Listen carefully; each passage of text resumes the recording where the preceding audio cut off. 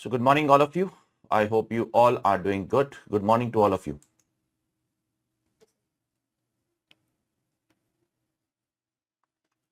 So as I have said you in the last class regarding how to compute PGBP income. Okay. So we will start our discussion today with computation of PGBP income. Okay. Please mute yourself. Your voice is coming here. Please.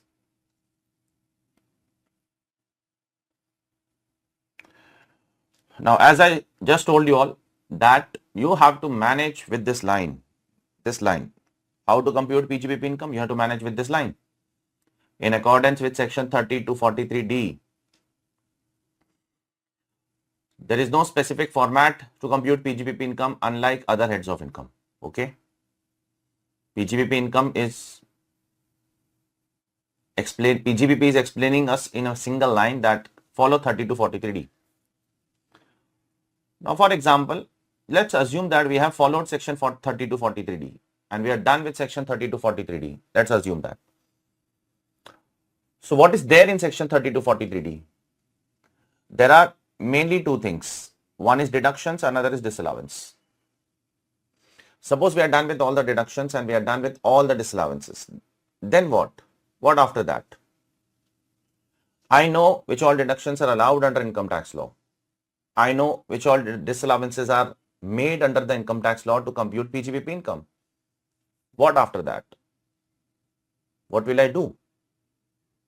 Suppose if you go to office and compute PGBP income of a client, what is the basic thing that you need to start computation? What is the basic document you require to start computation?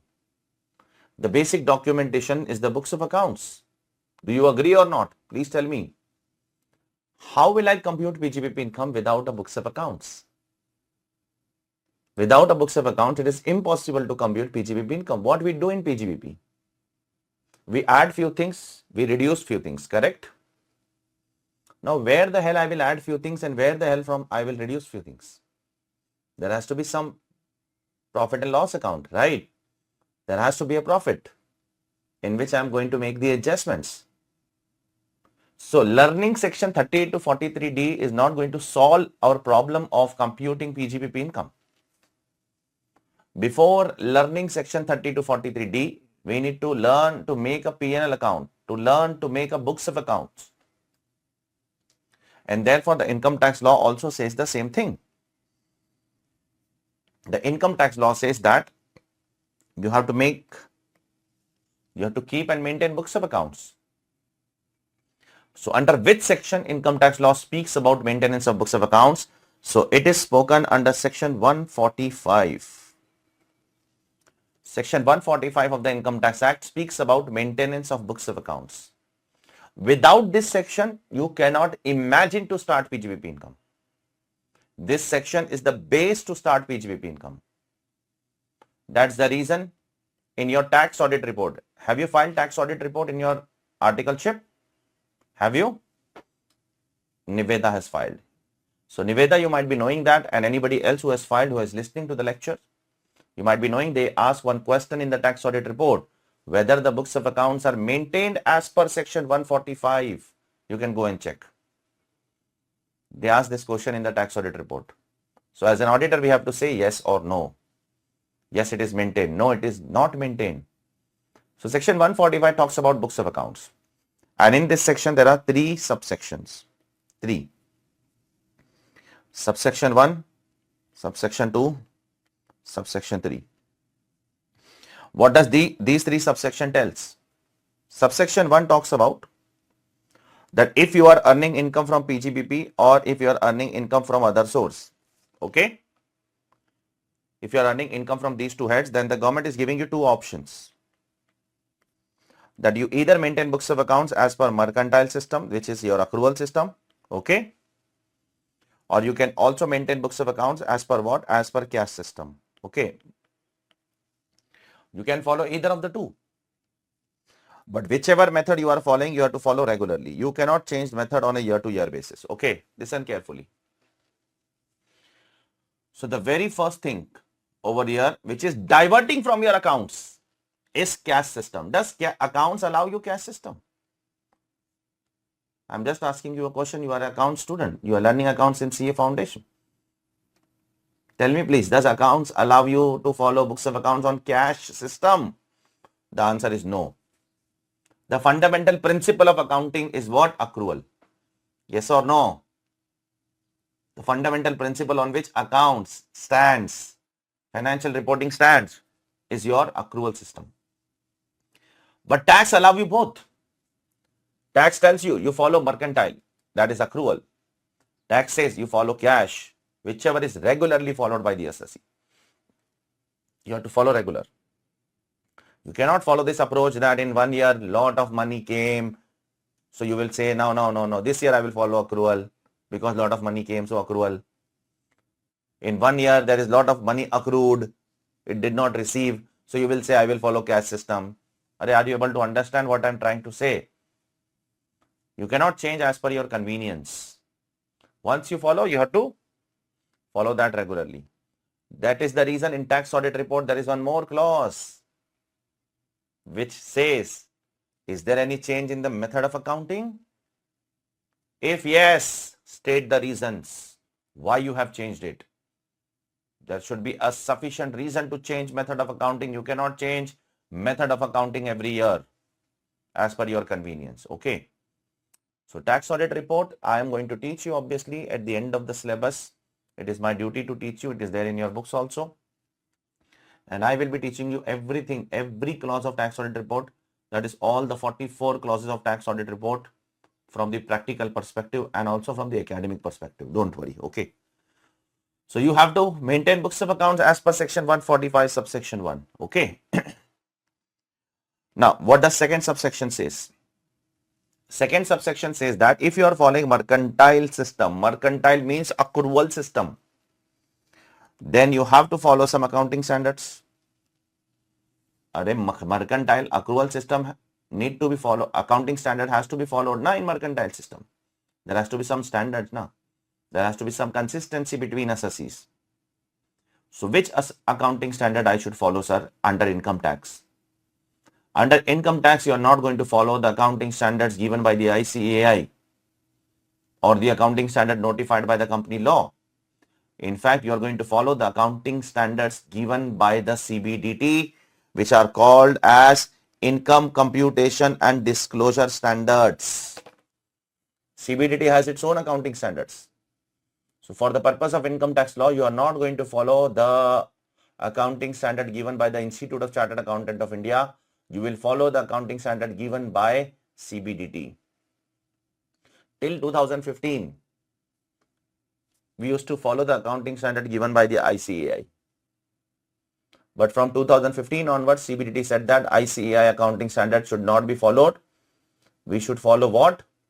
We should follow the accounting standard of the Government of India, of CBDT, of income tax. So income tax has notified few ICDS, not all of them. And some of them are there in your syllabus also. We are going to see them over the period of time. Some of them will come in today's lecture itself. So learning few ICDS is also slightly important for exam, not very important for exam. Third subsection. Third subsection says that if you do not comply subsection 1 or if you do not comply subsection 2, the assessing officer will penalize you. Now, how will he penalize? He will penalize you by doing a best judgment assessment on you. I am not speaking much on this as of now because we are not getting into the chapter of assessment procedure today. That is altogether different chapter. But I am just telling you this is one of the way to penalize the assessee. The officer will do best judgment on you. Best judgment means the officer will do assessment based on his assessments. He will not listen to you now. If you fail to comply with subsection 1 and 2, what do I mean by failing to comply subsection 1? Failing to comply subsection 1 means you do not follow regularly the respective accounting standard. Okay. What do I mean by failing to comply subsection 2? Failing to comply subsection 2 means you do not follow ICDS properly. You do not follow the accounting standard given by the CBDT. If you fail to comply these two subsections, the AO will penalize you through a best judgment assessment. What is best judgment assessment? Under which section it is given? What exactly is written in the law? We will talk about that sometime later. It is written in your book also. Refer assessment procedure later on. A cross reference is given in your book, so that you should not be having any doubt exactly what is this. But once the syllabus is over, obviously you will be knowing that what is the concept of assessment procedure and best judgment assessment. Okay. Right now you might not know because you have not learned that in CA Inter or you have not practiced that in office. So this is what this section is all about, 145 subsection 1. It is there in your color book as well. If you see over here, if you want, you can read this from here till here, all of you. Okay. Then we'll go ahead.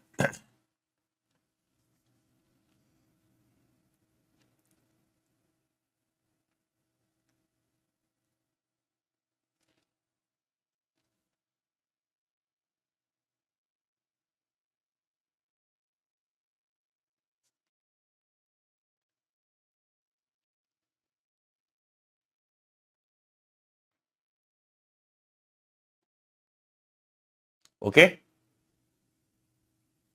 Shall we go ahead?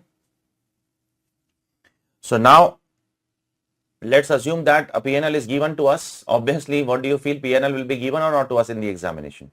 Or we have to make PNL also? Tell me. A PNL will be obviously given to us, right? We are not here to do accounts. We are here to understand tax. So profit and loss account will be given by the institute and we have to compute what? PGBP income. And for the purpose of PGBP income, we need to learn section 30 to 43D. And 30 to 43D is divided into various parts. Let me show you the various parts of section 30 to 43D. Entire PGBP is divided into 4 parts. We will try to address one part in the next few lectures. The PGBP is divided into 4 parts. First is deductions, which is given under section 30 to 37. Okay. Second is disallowances. Disallowances means the expenses which are not allowed to the assessee. Then third is deemed incomes. Certain deemed incomes are there. Certain incomes are there which are deemed to be income under the income tax law. And then there are some special provisions. Special provisions means which has nothing to do with PGBP, which has absolutely nothing to do with these sections. What do you mean by that? Like 44AD, presumptive income, 44ADA, where you directly compute the income, 8%, 6%, 50%. You don't follow PGBP provisions there because those special provisions of 44AD, ADA overrides the entire PGBP, as I've told you in the last class, right? Please tell me. So therefore, our entire PGBP is a journey of these 4 things. The deductions covered in CA final are comprehensive in nature. In CA Inter, there were a lot of deductions which are not covered in your syllabus, considering the maturity level at which you are learning in CA Inter. So in CA Inter, PGBP was not entirely covered in your syllabus, but in CA final, it is entirely covered. There are a lot of new sections that we are going to do in PGBP in CA final. In CA Inter, unfortunately, it was not there. Okay. So today we are going to start first of all with deductions, and it's a long journey. The biggest part, 70% of your chapter is about deductions only. Rest of the parts are very small. Major part is deduction only. Okay. So in deductions, we need to understand that all the deductions by the government are segregated in the following parts. Listen carefully. Section 30 to 37 is segregated into 2 parts. Pay attention, please, all of you. Section 30 to 36 and then section 37. Sir, what is the reason for segregation of section like this? Sir, what is section 30 to 36? Section 30 to 36 are termed as specific deductions. Specific means, sir, every deduction comes with a specific name. That this deduction is rent, this deduction is repair, this deduction is bad debts, this deduction is interest on loan, this deduction is bonus or commission, this deduction is insurance premium. Every deduction comes with a name. But we all know that it is not practically possible for government to give you list of all the expenses which are possible in this world. Is it possible? Is it possible to give the list of exhaustive expenses? Please tell me. Not possible. So whatever was possible, that was given under section 30 to 36. Whatever was possible. And then the balance deductions which are not mentioned in these sections are covered in 37.1, and therefore 37.1 is called as a general deduction. 37.1 does not specify any name.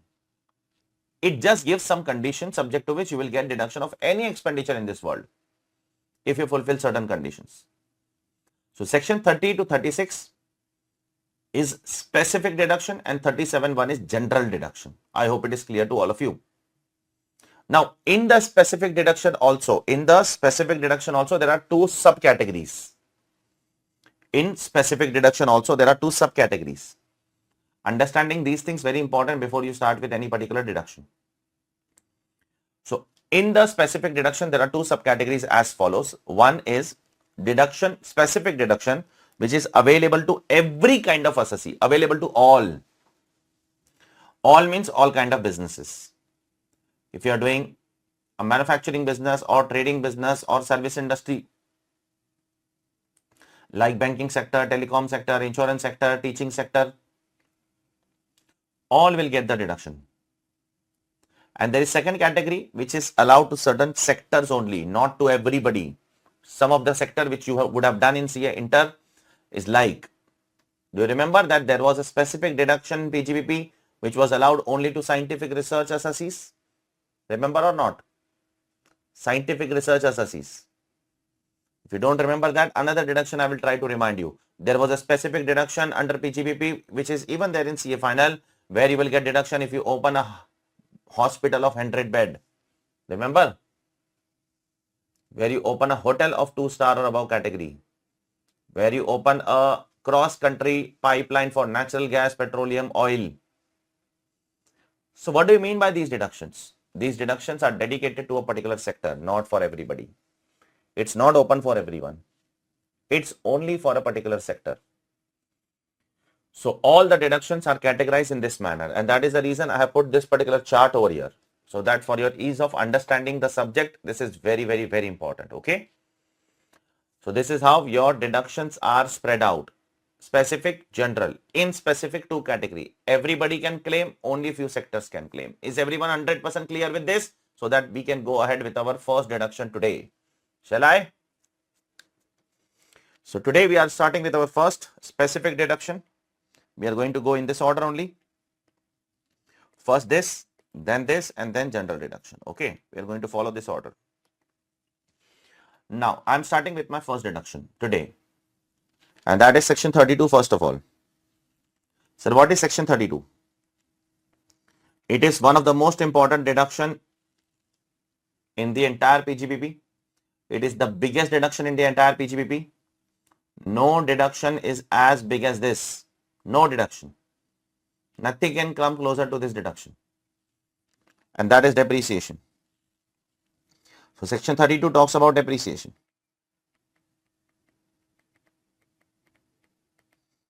Pay attention, please. In income tax, there are 4 types of depreciation. 4.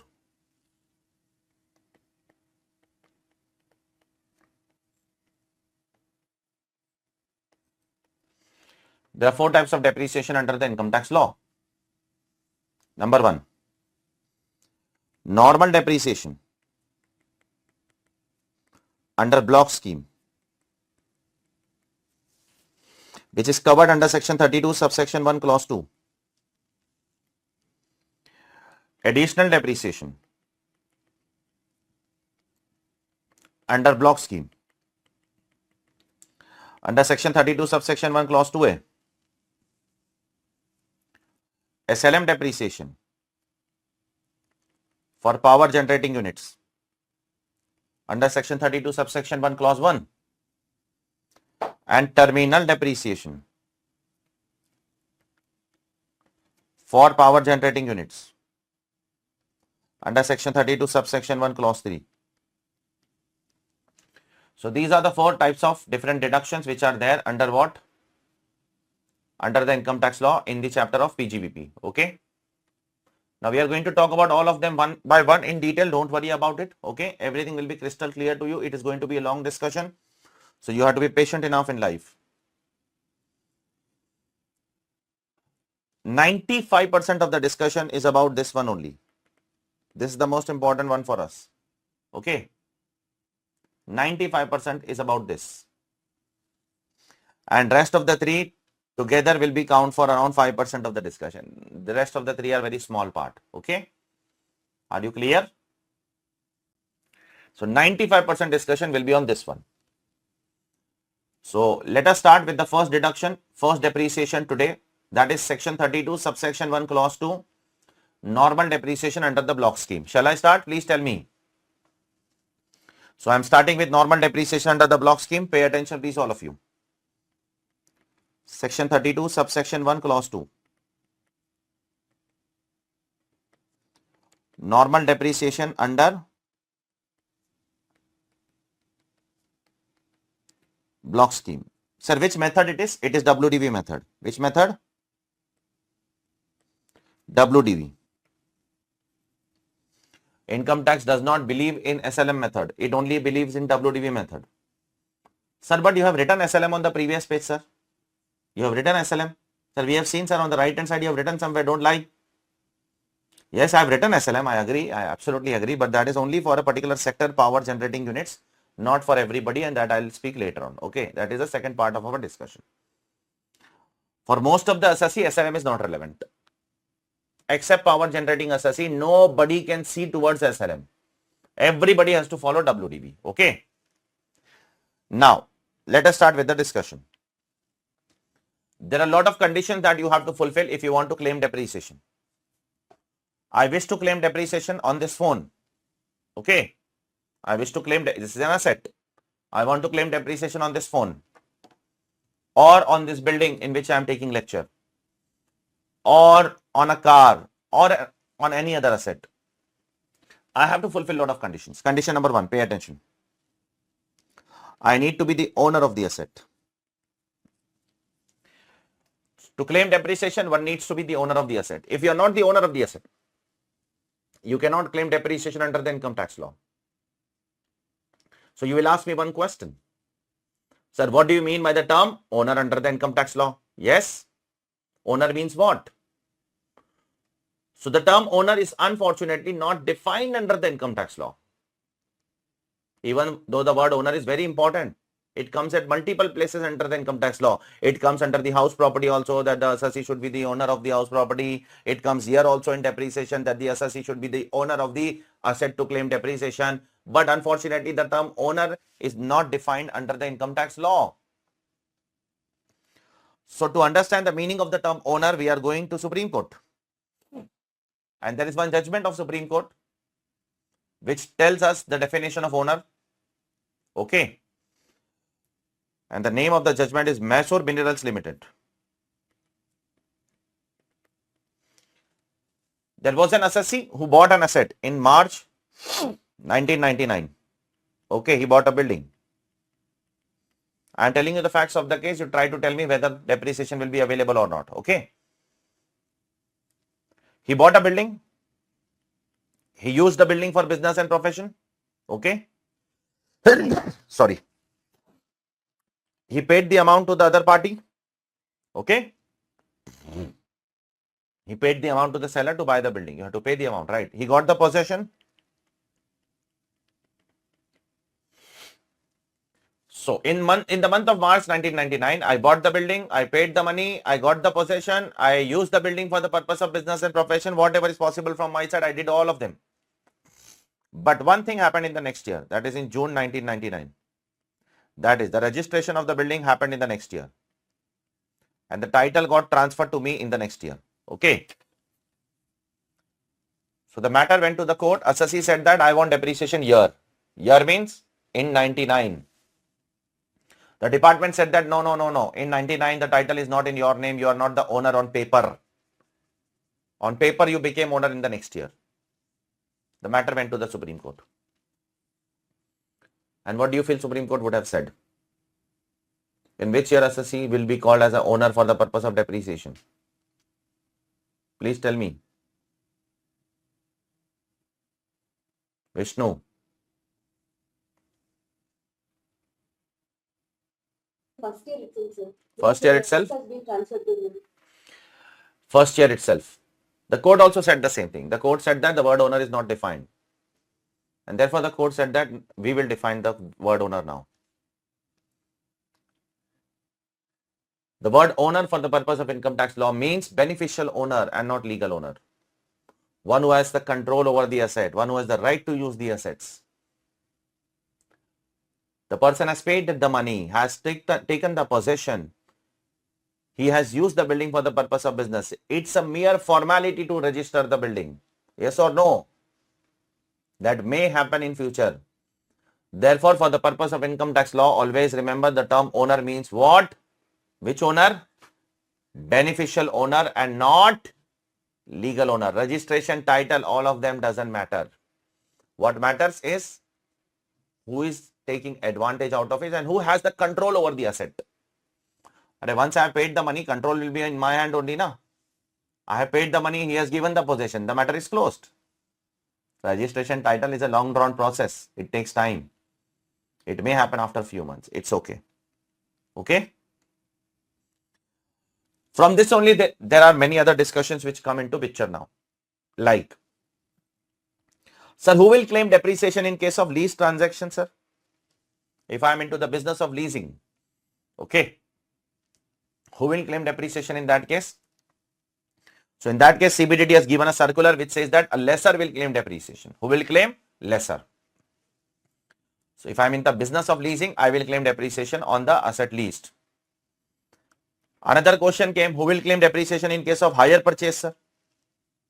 Hire purchase transactions, who will claim depreciation? So again, the CBDT has given a circular saying that in case of hire purchase, the hire purchaser will claim depreciation. Who will claim depreciation? The hire purchaser, the buyer. Okay. But still, the government says that this is not a conclusive evidence for anybody. Don't take this as the last thing. You analyze every transaction and identify who is looking like an owner. Okay.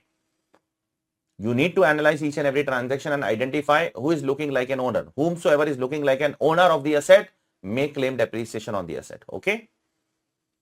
Therefore, let me give you an example. There was one assessee by the name called as ICDS Limited. It's a company.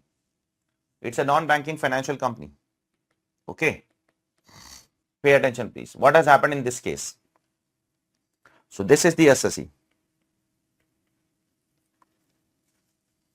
This assessee was engaged in leasing of cars. What? Now, understand the nature of business of this assessee. This assessee was engaged in leasing of car for long-term purpose, not for 1 or 2 days, like Zoom cars. Zoom cars lease you for 1 day, 2 day, 1 month, 2 month, not for long-term purpose. This assessee will lease you for 3 years, 5 years, 7 years. What are we supposed to do as a customer? Go to the assessee, tell them the choice of your car. This car I want this car, Toyota this car. I want this model. They will buy that car for you and they will give you on lease. Okay? For 3 years, 5 years. And every year, every month you have to pay the lease rentals to the company. This is how the business model runs. Especially in luxury cars, this is how it runs. Lease model is very, very common these days, especially in luxury cars. So now the question is, there is an assessee over here, there is a customer over here. Okay, pay attention. Is it clear? Customer is coming to assessee and saying, I want this car. The company is saying, okay, for how many years? Assessee said, customer said for 3 years. So the company said that this much will be your monthly rental. The customer said, yes, okay, fine. So the assessee will go to the factory, will buy that car and will give that car to the customer. Customer will pay lease rentals. Okay. Now, in the agreement between the two, there will be an agreement between the two, or lease agreement, right? They will enter into a lease agreement. In the agreement between assessee and customer, it was few points are very clearly written. First, if the customer does not pay the lease rentals, Okay, we have the right to repossess the vehicle. Okay. Secondly, we have the right to inspect the vehicle whenever we want to. Okay. Thirdly, at the end of the tenure, customer will return the car. Okay. Customer will have to return the car. These were some of the points which were mentioned in the agreement. Now, even after so many conclusive evidences, the assessing officer is telling the assessee, that is the car company, that you cannot claim depreciation on this car. Reason being, you are not fulfilling the twin conditions. Which two twin conditions? You are not fulfilling the condition of ownership and you are not fulfilling the condition of usage. What was the argument of the officer? Let me tell you, and then how assessee counter argument that. The assessing officer disallowed the depreciation to the car company on the ground of that you are not the owner, on the ground that you are not using the asset. Let me talk about one by one. The officer was saying that you are not using the asset. By the term use, the officer was misinterpreting that. The officer was saying, it was such a funny thing that officers can even think like this. The officer was saying that the car is not driven by the company. The car is driven by the customer. Arey, what the use means what? Actual use or what? Use does not mean actual use. Use means it should be used in the course of your business. If a leasing company will itself drive the car, then how will it earn the money? Arey, please tell me now. If a leasing company will itself drive a car, I am a leasing company, I am only driving the car, then how will I earn money? So the court said that don't misinterpret the word use by actual usage. Use means it should be used in the course of the business. I am asking you all, is the car used in the course of leasing business or not? Please tell me. What does use mean in case of leasing business? Use means you should give it to someone to use it, right? That is the meaning of the term use. The court said that don't take literally the term use. Okay. Therefore, the court said that the assessee is using the asset. Don't misinterpret the provision, assessing officer. Second thing, there was a law by the name called as Motor Vehicle Act. Even today it is there. Sorry, there was not. There is a law which says that, listen carefully, that if a company is giving any vehicle for a long-term purpose, if I am giving some vehicle to you for a long-term purpose on lease, then the registration certificate should be in the name of the customer. There is a law, Motor Vehicle Act, which says that. Why so? Why so? Because if something happens wrong, then that customer should be held responsible. Now, why the company will take responsibility of you doing an accident? Yes or no? Why the company will take responsibility of you doing any crime in that particular car? Therefore, there is a law, Motor Vehicle Act, which says that till the time the lease period is going on, the customer is deemed to be owner of the what? Of the car. Okay.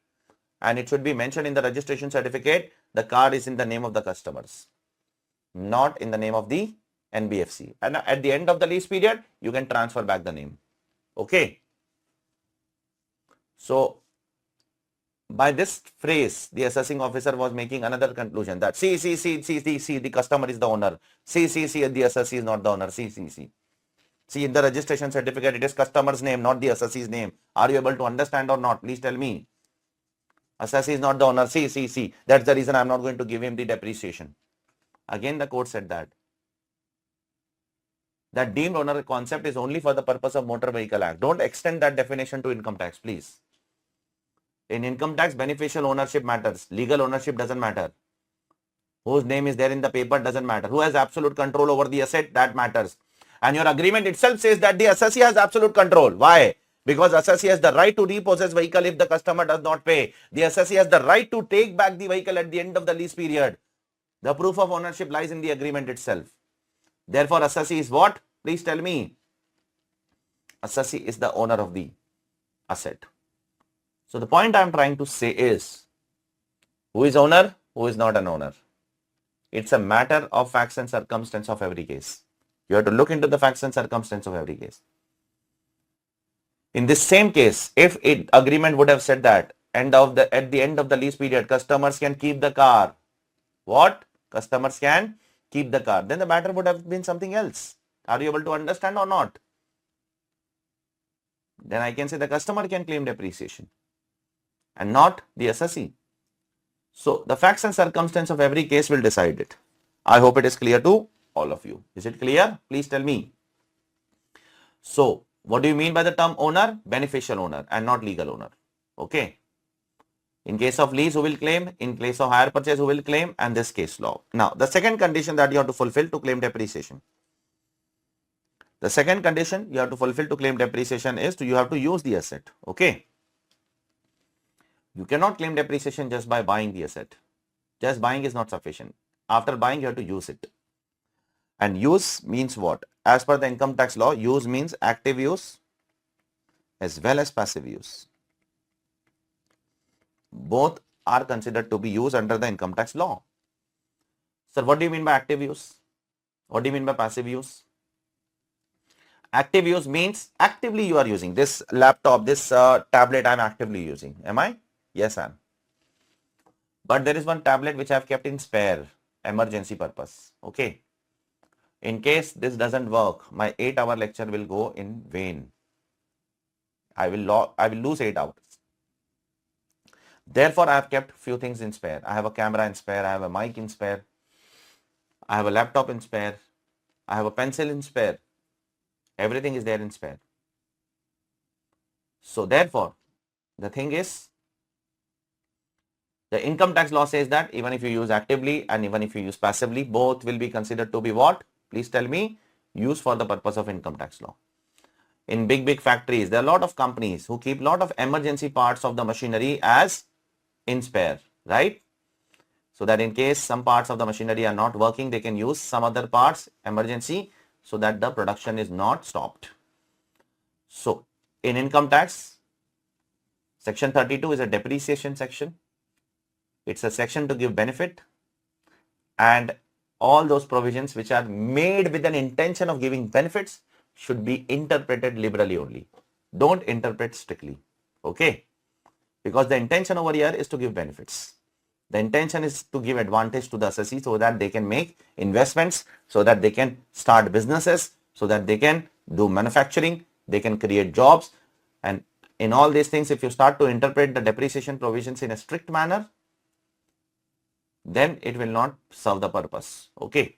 So you have to interpret in a very liberal manner. So this is what the term owner and the term what use is all about. Okay.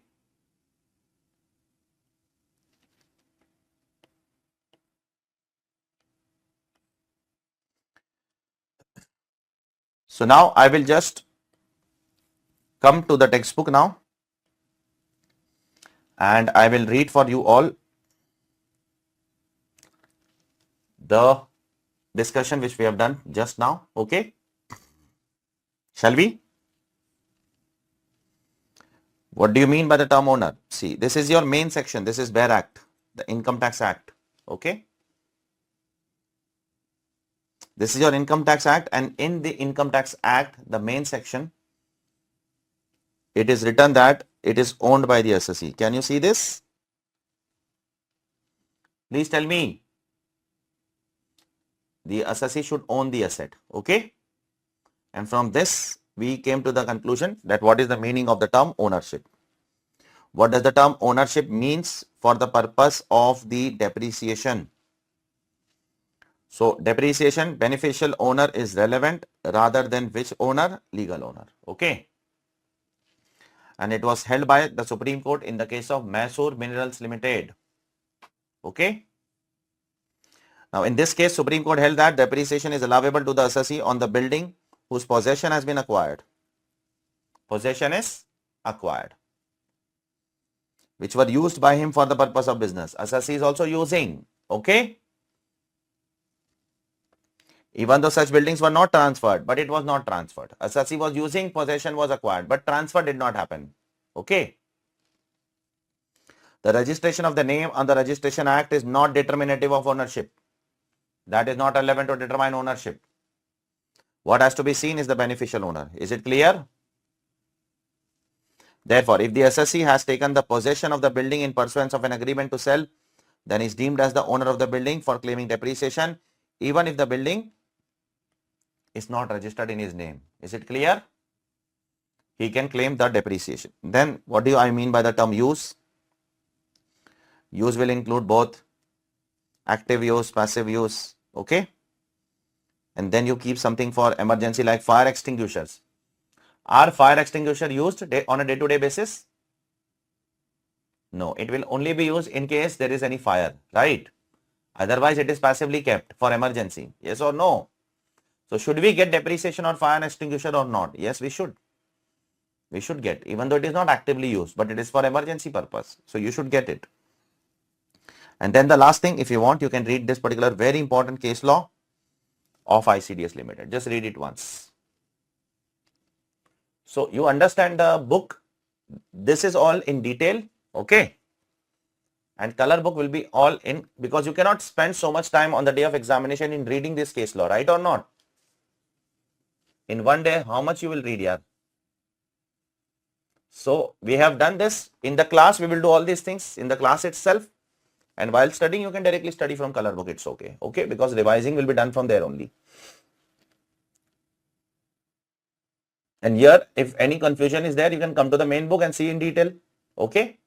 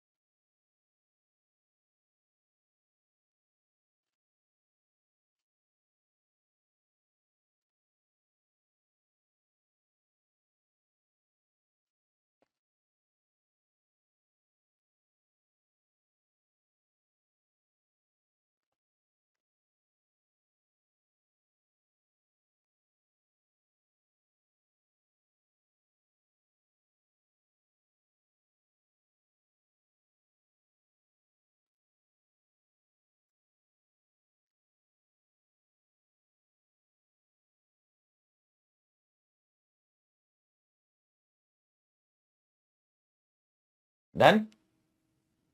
Read? Okay.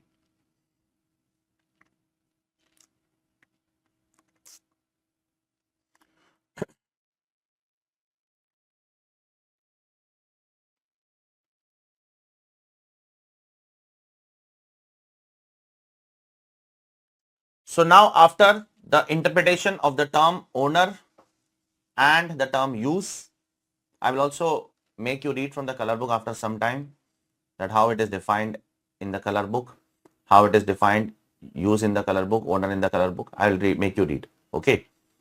So that how will you revise during the examination, that also you should know. But let me discuss few things and then we'll see all of them together. Okay. So the next thing that we need to discuss over here is owner is done, use is done. The next thing we need to do is in income tax law, the depreciation is allowed on the concept of block. Okay. So what do I mean by block of asset? Sir, what is the definition of block of asset? The term block is defined under section 211. Sir, what is block, sir? What is the concept of block? Let me give you a background of this. The concept of block was brought in India in AY 88-89. Which year it was block? Block was brought? Listen carefully. It was brought in India in AY 88-89 for the very first time by Dr. Manmohan Singh. Okay. Now, why this concept was brought? What is the logic behind bringing this concept? The concept of block means group. Government said that instead of computing depreciation separately on every asset, let us group, let us merge all the similar assets together and make one block, make one group. Okay. That will be very easy for calculation purpose. So the concept of block was brought for ease of calculations. The income tax department does not have so much time to individually calculate depreciation on each and every asset separately. So the income tax department is given an option that you can follow block. In fact, it's not an option, it is mandatory for everybody now. In block, what will happen? All the similar assets will be falling under the same group and one depreciation will be calculated. One depreciation for one group of assets. So that for every asset, you don't have to calculate depreciation separately. Suppose in Reliance Industry, there are thousands of kind of plant and machineries, okay, in the factory. So all the plant and machineries will be merged together and one single depreciation will be computed on them. Okay.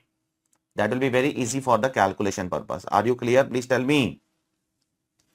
And by that logic, they have divided all the block into, first of all, into two categories. One is tangible, one is intangible assets.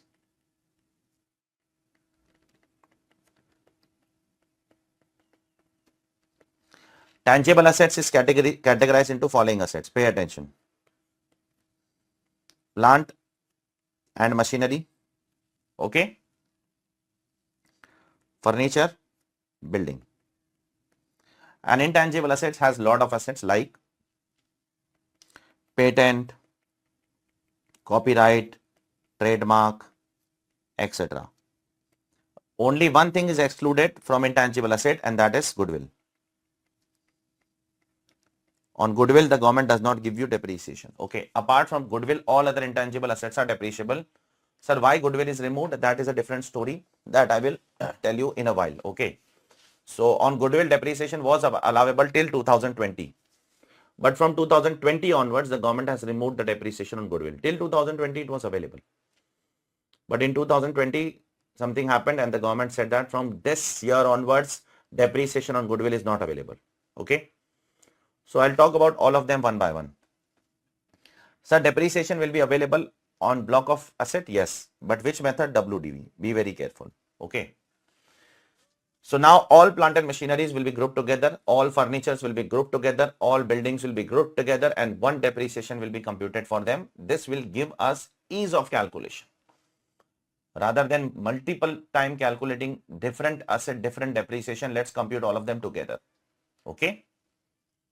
And for all intangible assets, one depreciation. Patent, copyright, trademark, license, everything will be merged and one depreciation will be computed. Okay. So is it clear till here? Shall I go ahead? Shall I go ahead? Now, so what is the rate of depreciation? Are we supposed to remember that? Yes. In exam, institute may give you rate, may not give you rate. If they don't give you the rate of depreciation, don't say that the paper was wrong. There was a mistake in the paper, sir. They didn't give us the rate of depreciation. You are supposed to remember that. Okay. So now I am telling you the rates of depreciation for different assets. So listen carefully and try to remember them. Okay. First, for plant and machinery, generally the rate is 15%. Okay. Generally. For furniture, generally the rate is 10%. For building, generally the rate is 10%. And for intangible asset, it is 25%. And all of them on WDV method. Okay. Is it clear? So if it is written in the question, it is a plant and machinery, take 15%. It is furniture or building, take 10%. And it is patent, copyright, trademark, license, take 25%. If it is goodwill, take 0%. No depreciation on goodwill. This is general rate. General rate. If nothing is mentioned, then you have to follow these rates. But there are specific rates also. Let me give you specific rates now. Pay attention, please. For building, pay attention. If the building is a residential building, what kind of building? Residential building. Then the depreciation rate will be only 5%. Now you will ask me one question, a very valid question, a logical question. The question is, sir, how come a residential building is eligible for depreciation, sir? Right? You have this doubt? Please tell me.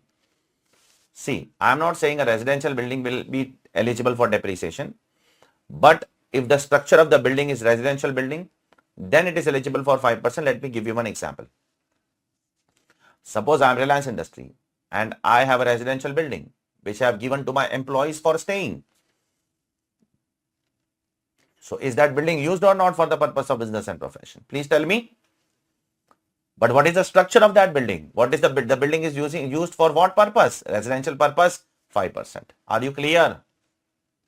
And the office of Reliance Industry will be eligible for 10%. Are you clear?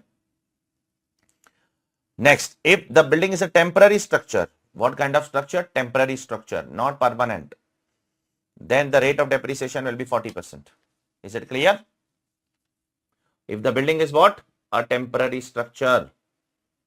Suppose you are doing some construction of a property and there you are making some temporary houses for your workers. Okay? For staying for 2-3 years. Then the structure will be eligible for, temporary structure will be eligible for 40% depreciation. So the building has these three categories. By default 10%, temporary structure 40%, residential building 5%. Is it clear all of you? Please tell me. Coming to furniture. In furniture, there is no multiple rate.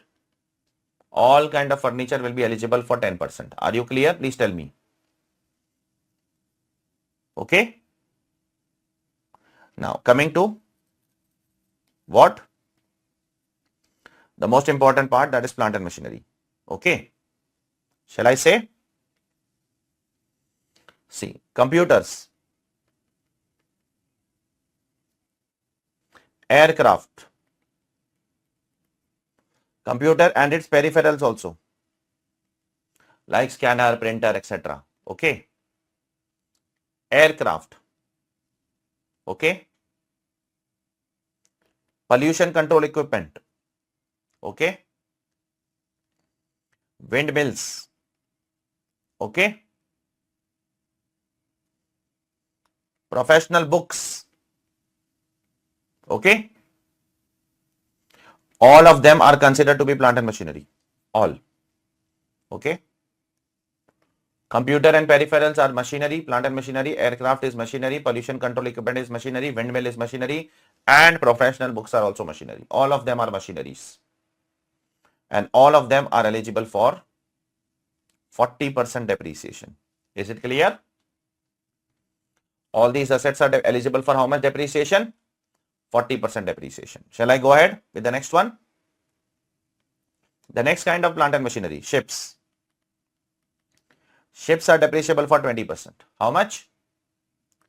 20%. Next, mobile phones and EPBAX.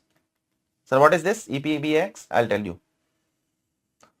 Both of them are depreciable at 15% only. They are not depreciable at 40%. Okay, don't say my mobile phone is like computer only, sir. Everything that computer can do, mobile can also do. Yes? Yes or no? But mobile phones are not depreciable at 40%. Mobile phones will be depreciable at 15% only. Sir, what is EPBAX? EPBAX is nothing but telephone only, which is used as an intercom system in the companies. A telephone which is used as an intercom to talk from one person to another person. That is known as EPBAX. That is also eligible for 15% depreciation. Okay. Now coming to the most important plant and machinery. Most important. Listen carefully. Most important one.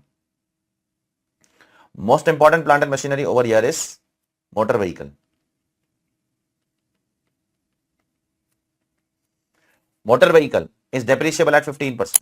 Okay. How much rate? Motor vehicle is depreciable at 15%. Motor vehicle which is used for the purpose of business and profession. Okay. But if you are using a motor vehicle in the business of running the motor vehicle on hire, okay, your business is of running the motor vehicle. Like you are a transport assessee or you are an Ola Uber assessee. Then in that case, your business is of running the motor vehicle, right? For example, I am a teacher and I am a chartered accountant. I have a motor vehicle, I have a car in the name of my business. Sir, why you have taken a car in the name of your business? For meeting my clients, for going to office. Okay. Will my car be used as much as an Ola and Uber person? Will my car be used as much as a lease car entities? Please tell me. No. So if your business is of running the motor vehicle on hire, If the business is of what? Running the motor vehicle on hire, then you will get 30%. Instead of what? Please tell me. Instead of 15%. Okay. Third point. Listen carefully. Very important. In 2019, there was a very big recession in India in automobile sector. 2018-19. The automobiles were not getting sold. The cars were not getting sold. The trucks were not getting sold. The bus were not getting sold. Automobile sector saw a very big dip for many reasons. There was a global issue. People were not having money. India's GDP was consistently falling for 6 quarters. So the car companies were in trouble. They were not able to sell. There was increase of GST on cars to 28%. So car companies were in trouble. So to give relief to car companies, our finance minister suddenly came in the press and gave a press release and said that anybody who buys a car and use a car for the purpose of business and profession, car or any motor vehicle, not only car, okay, from 23rd August 2019 to 31st March 2020, if in this period, if you acquire a car and use a car, okay, if you acquire and use a car in this period, then you will get 15% extra depreciation, okay. So where it is 15, it will become 30, and where it is 30, it will become 45. Are you clear? Please tell me. So this is only available to those people who have bought car between 23rd August 2019 to 31st March 2020. Okay, yes or no? Now, the question which will come is, sir, suppose I bought a car in 2019, this period. Okay, sir, even today I will get this extra depreciation? Yes. On that car for lifetime. Are you able to understand? On that car for lifetime. But rest in peace to those people who bought car at that time. Sir, why, sir? Suppose you bought a car in the month of Jan 2020. Will you get extra depreciation? Yes, I will get. And on 23rd of March, there was a nationwide lockdown. And approximately that lockdown went for approximately a year, almost. Some or other kind of restrictions were there for 1 year. And those people were not able to use their car. Okay.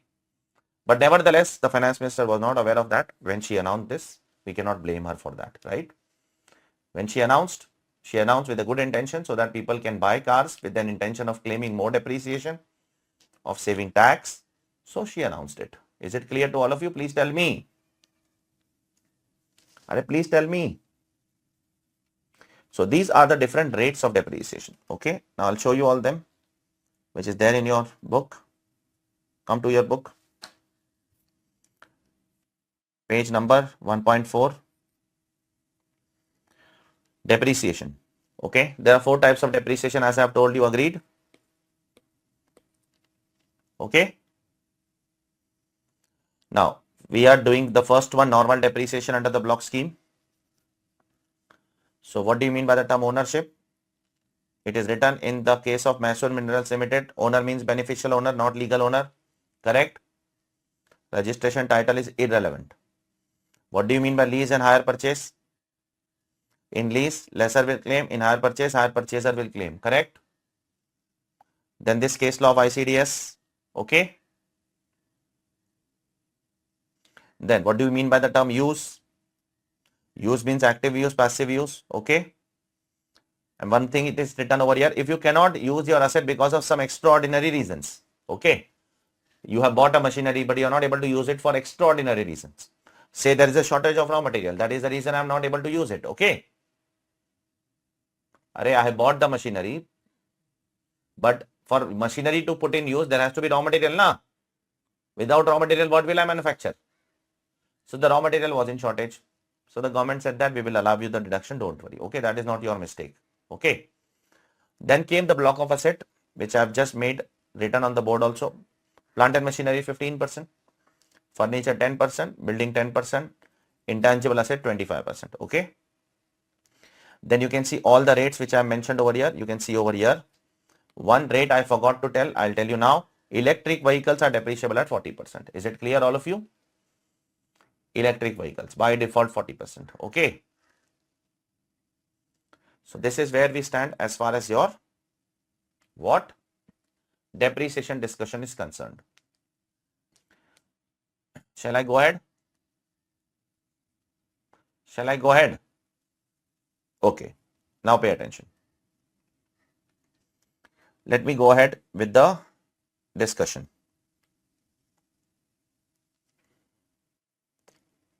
Previous year 2024-2025 is applicable for our exams. Okay. This is the relevant previous year which is applicable for our exams. Now I have a question to all of you. Suppose if I buy a furniture of rupees 1 lakh, the rate of depreciation is 10%. Okay. Now suppose if I start to use this furniture from 15th of June 2024.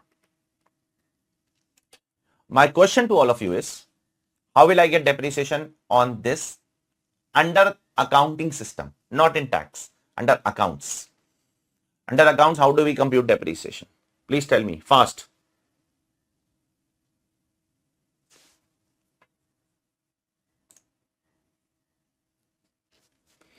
Please tell me, Vishnu, Niveda. Your voice is not coming. Just wait. Okay, now please say. What should be given weightage? Time period, correct. That is, I have to compute from 15th June to 31st March, how many days are there, correct? And accordingly, I have to compute the depreciation, right or not? So like that, there are 365 answers possible in a financial year. Yes, depending upon the date of use. Yes or no? Yes or no? There are 365 answers possible. Now, if I buy on 16th June, then the answer will change. If I buy on 17th June, the answer will change. 20th June, answer will change. 21st June, answer will change. Like that, 365 answers will come or not, depending upon the date of purchase and use. Income tax says that we don't have so much time in life. Okay. So the income tax law makes a very simple proviso that if the asset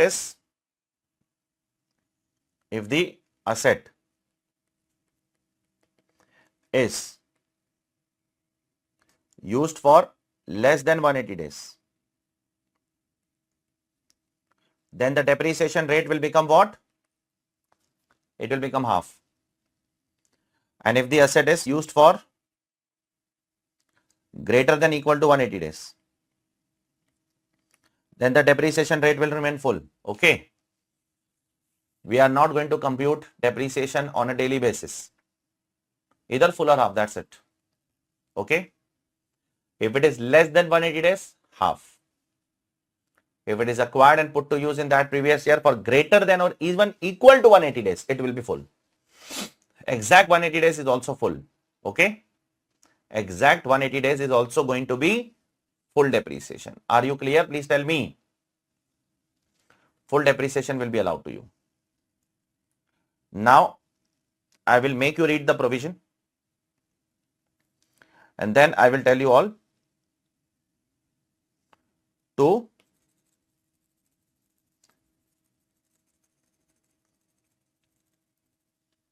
I don't want you all to read this line. That's the reason I have scribbled it. Okay. I want all of you to read this line.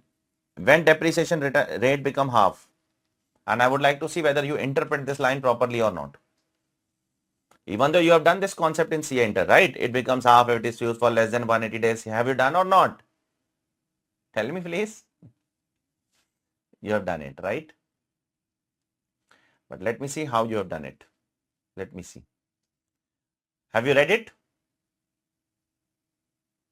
Sure. No doubts. Nothing. So shall I ask you one question then? I will put some examples. You just have to say whether depreciation will be full or half. That's it. Okay. Okay. I'll put some examples in front of you. Pay attention on the board, all of you. Furniture. Same furniture will take.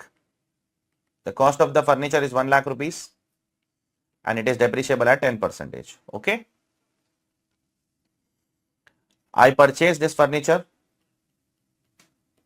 and then I use this furniture. I purchased this furniture on 15th of April 2024 and I put to use on 15th of June 2024. Whether I will get full depreciation or half depreciation and in which year?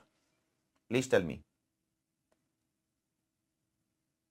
I will get full depreciation, correct? In which year? Year 24. 24-25 financial year, correct? Second question. I purchased the asset on 3rd of July 2024 and I put to use the asset from 3rd of August 2024. Full or half? Depreciation. Full depreciation. Sir, it is used for more than 180 days, sir. Yes? Yes, sir. Okay. Third question. I purchased this asset on 3rd of December 2024 and put to use on 3rd of Jan 2025. Full or half? Depreciation. How much? Half depreciation. Half, sir, because it is used for less than 180 days now. Very intelligent you guys are. Now let me see. I purchased this on 3rd of October 2024 and I put to use on 3rd of October 2024. Okay. Full or half?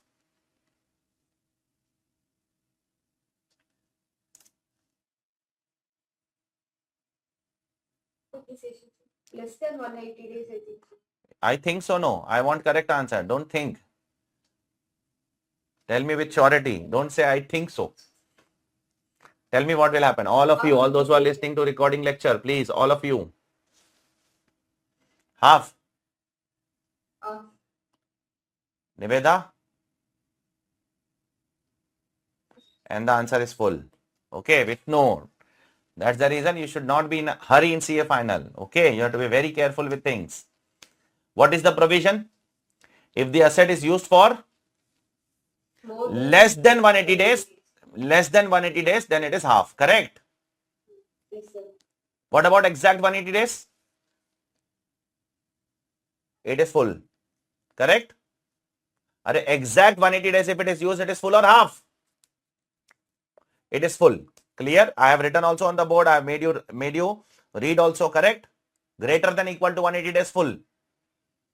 Now take your calculator, Niveda. Niveda has said correctly, Vishnu Priya. And compute from 3rd October till 31st March, how many days comes? 1st October.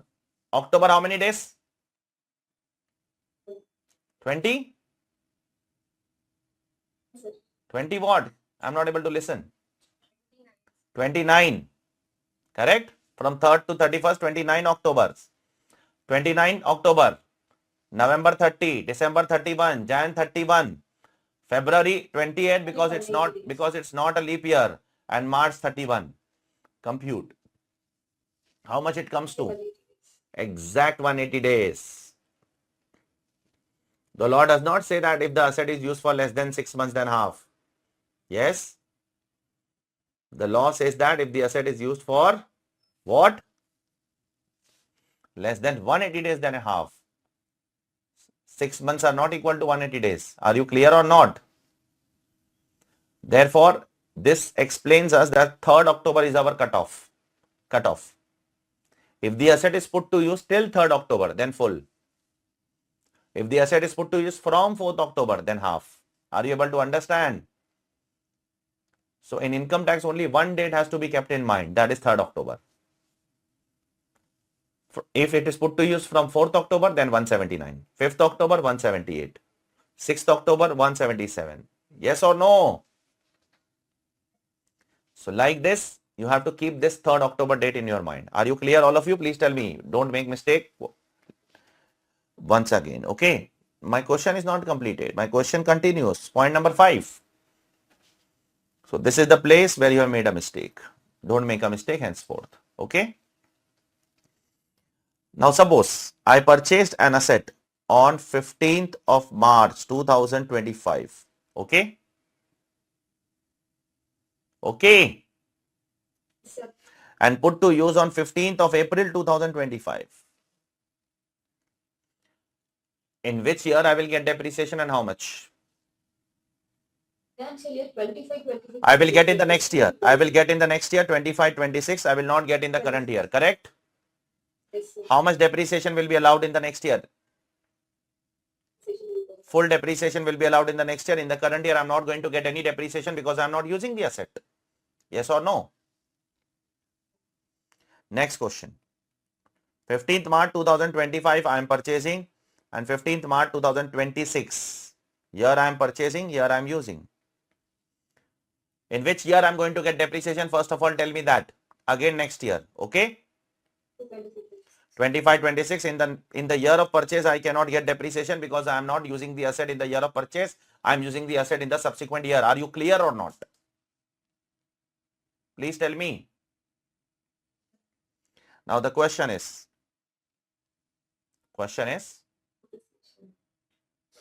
how much depreciation I'm going to get in 25, 26? So most of the student will say half. Correct? Niveda half. Vishnu Priya half. Palani half. And the answer is full. Why, sir? Sir, it is used for only 15 days in 2026. Correct, na? Yes or no? It is used for only 15 days now, 15 to 17 days in 2026. So why you are claiming full depreciation? The reason is the provision says something else. You read the provision very carefully now. English batch students will not read English. Then who will read English? Hindi batch students. Huh? It becomes half when an asset is acquired and put to use in that previous year for less than 180 days. The word that is very important. What do I mean by that? It means the condition of 50% depreciation is only applicable to the year of purchase. It is not applicable to the subsequent years. It means if I acquire in 24-25 and in 24-25 if I put to use for less than 180 days, then it will become half. If I acquire in 24-25 and in next year, even if I put to use for one day, then also in next year, this 50% provision is not applicable. Are you able to understand or not? Because the law is not using the words. The law is not using the words. Listen carefully. I am again reading. If the law would have used such words, it becomes half when an asset is acquired and put to use in any previous year for less than 180 days. They are not using the word in any previous year it is put to use for 180 days. They are saying in that previous year. What do I mean by that previous year? It means the year of purchase. Are you clear? So if I purchase in 24-25 and in 24-25 if I put to use for less than 180 days, it will become half. But the moment the year of purchase is over and in the next year, even if I put to use for one day, I will be getting full depreciation in that case. Check please.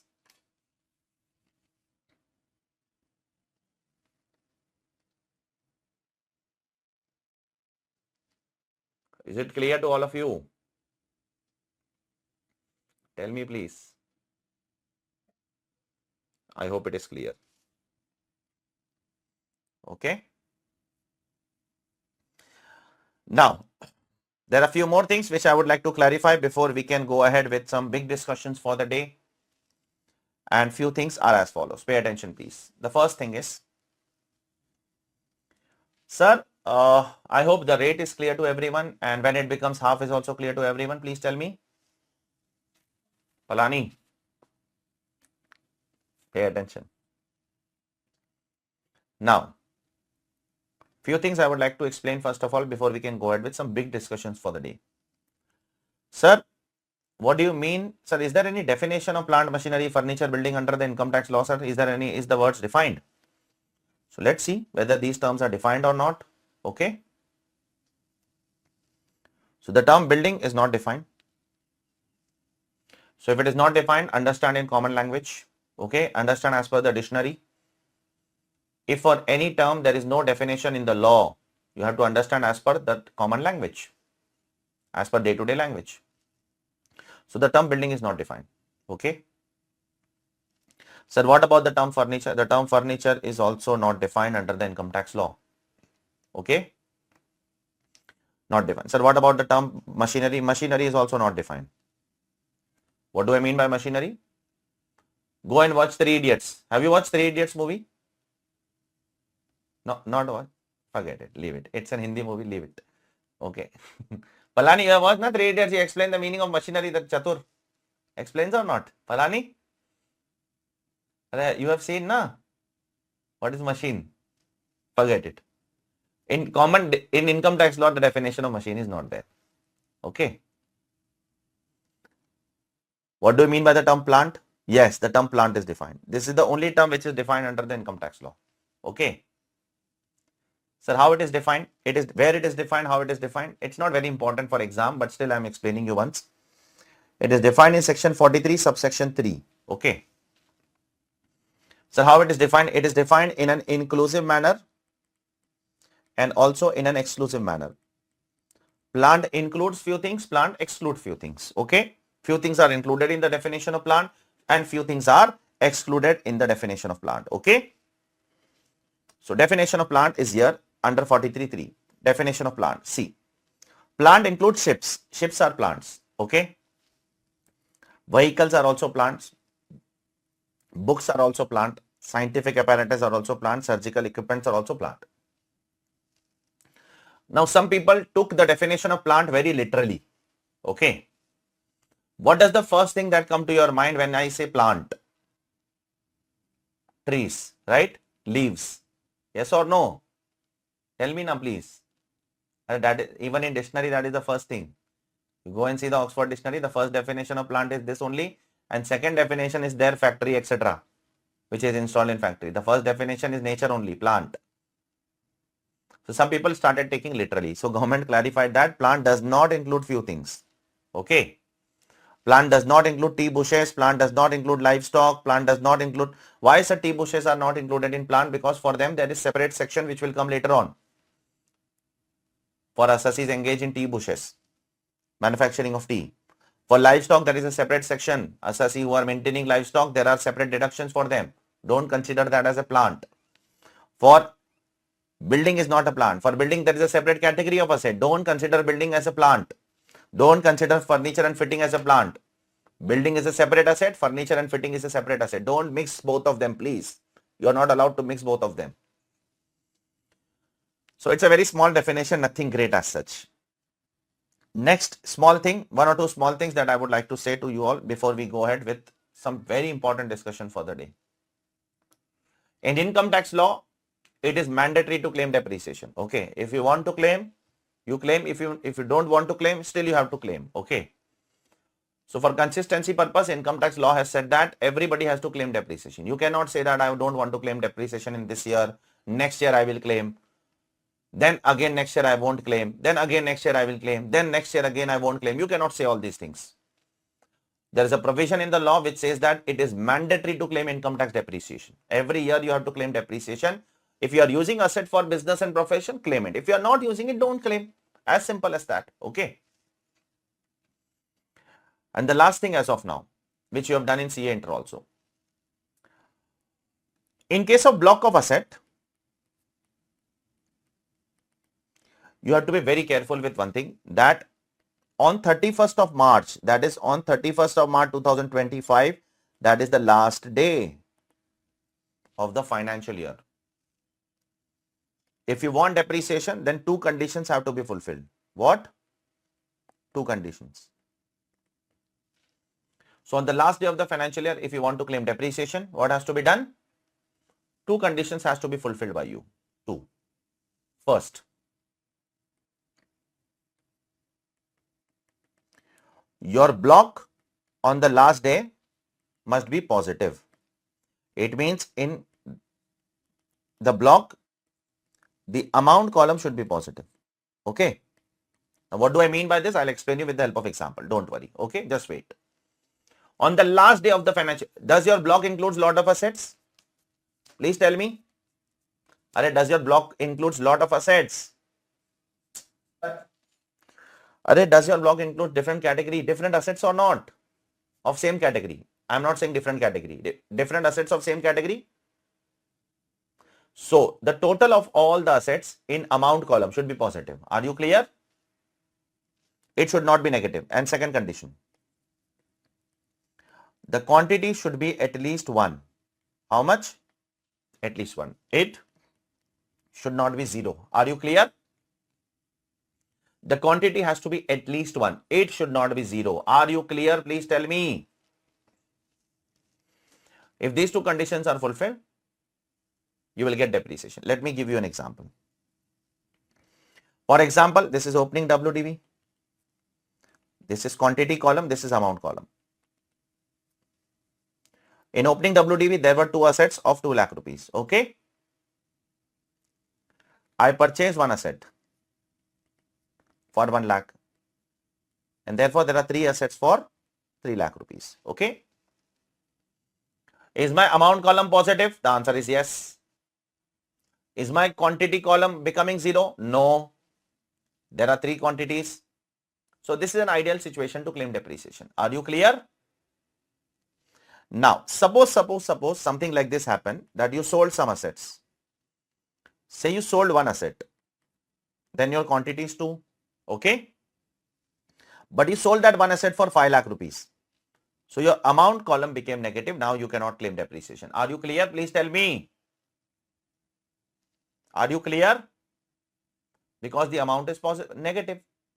The amount should also be positive and the quantity should also not be 0.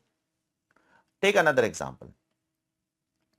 Suppose you sold all 3 assets. Now the quantity became 0 for 1 lakh rupees. The amount is still positive, but the quantity is now 0. Again, you cannot claim depreciation. Okay.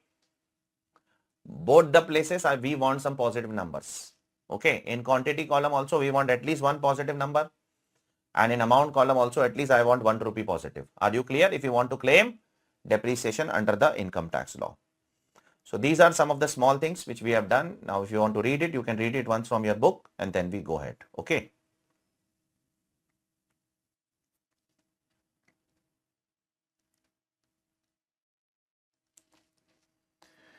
So what all things we have done so far?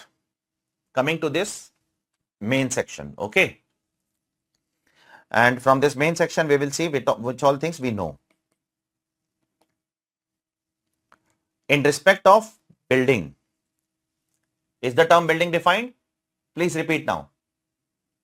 No definition. In respect of machinery, is the term machinery defined? No. In respect of plant, is the term plant defined? Sena? Yes, sir, it is defined. Now, I would like to further discuss few things with respect to the term plant. Okay. First of all, where it is defined? I just told you. Okay. Where it is defined? Number? Section 43.3. Yes? Please tell me. So you will ask me one question first of all. Sir, you told us that all definitions are there in section 2. So where the hell this 43.3 came in between? Yes? So all the definitions in a law are there in section 2. You are aware of that, right? Then how come section 43.3 came in between? See, it's not that all definitions are always there in section 2. Definitions are there in any law at 3 places. This is just for your conceptual knowledge. And this is the reason you take regular batch. In regular batch, we go in so much of depth of explaining each and every small things.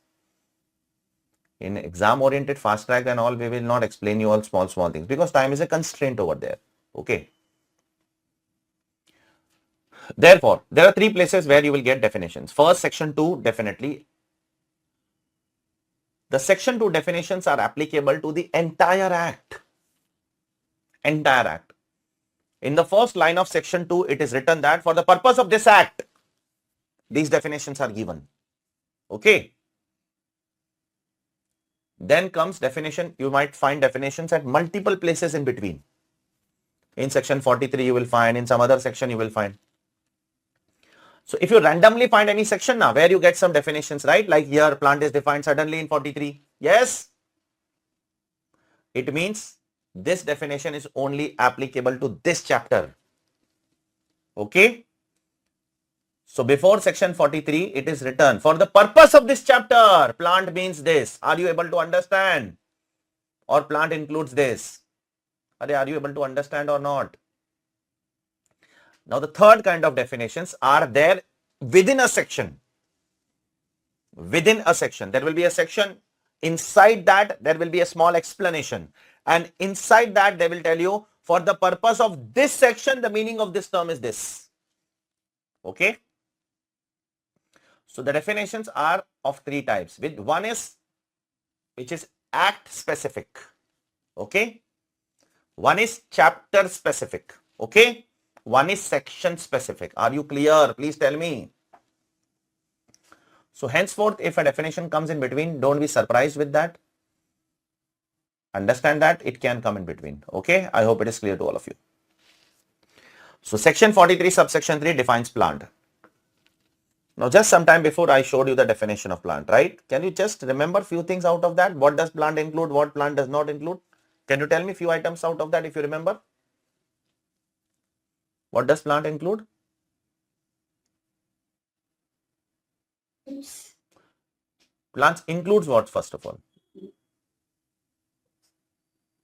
Ships. Ships, perfect, vehicles, books, surgical equipments, right? Scientific apparatus, perfect, perfect, perfect. What does it excludes? Tea bushes are excluded, livestock are excluded, Livestock. building and furniture is also excluded. Okay. Now, let's do analysis of this and let me tell you the logic behind these things.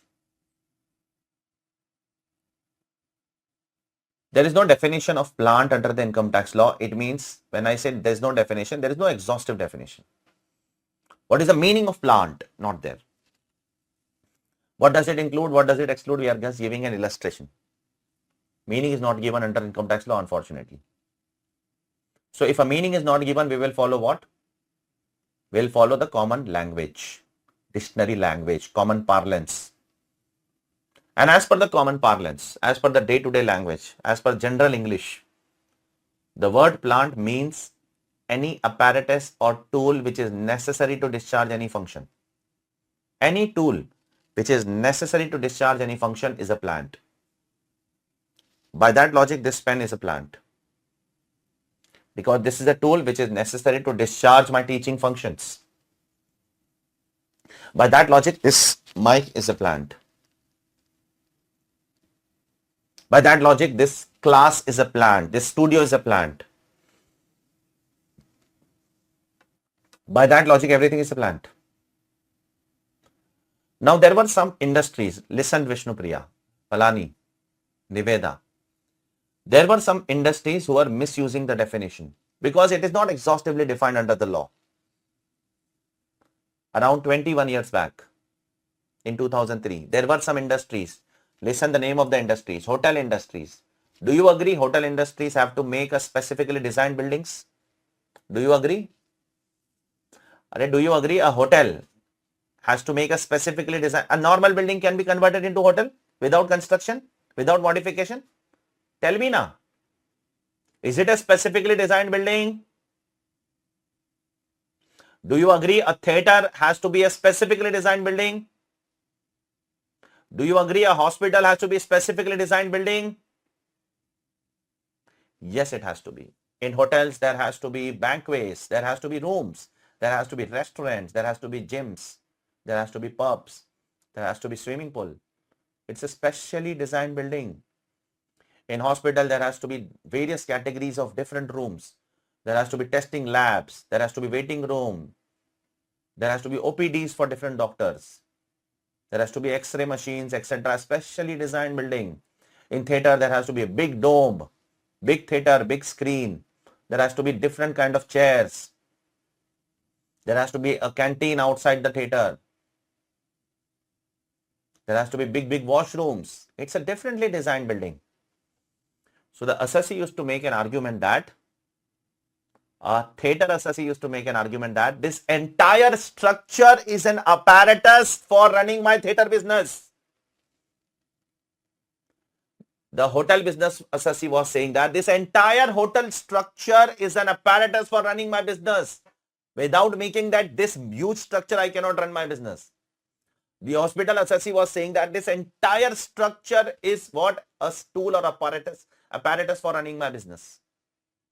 And therefore, this entire structure, including the building, the furniture, the chairs, everything should be considered as a plant. Okay, because plant means a tool or apparatus necessary to discharge any function. Are you able to understand? Why they want to treat a building as a plant? Because building is depreciable at 10% and plant at 15%. Yes or no? Why they want to treat a furniture installed in a theater as a plant? Because furniture is depreciable at 10, plant at 15. Okay. So for that reason, in Finance Act 2003, around 23 years back, the government of India inserted these words that your plant will not include what? Please tell me. Building or furniture. Are you able to understand? Please tell me. Now you will never ever forget that why does plant does not include building and furniture. Okay. You can read through. The reason also it is given over here. You can read this if you want.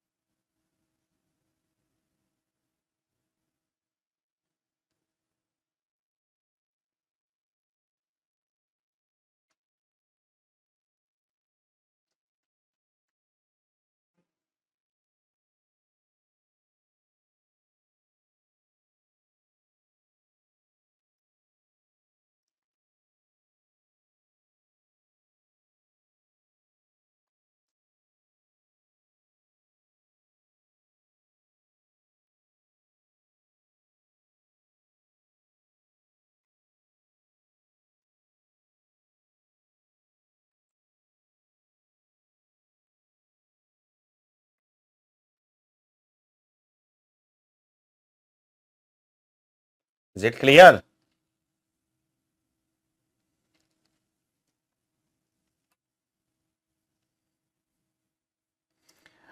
Now, when can depreciation can be claimed? For that, you need to fulfill two conditions, right? On the last day, the block must be positive, correct? And on the last day, the block must not cease to exist, correct? And then I have put some examples over here. You can go through these examples and further clarify yourself. Okay, just go through them once. So the detailed book will also contain lot of examples, so that if you have any doubt, you can go and see the example once and then you will be clarified. Palani, say something whether I am able to listen or not. Okay.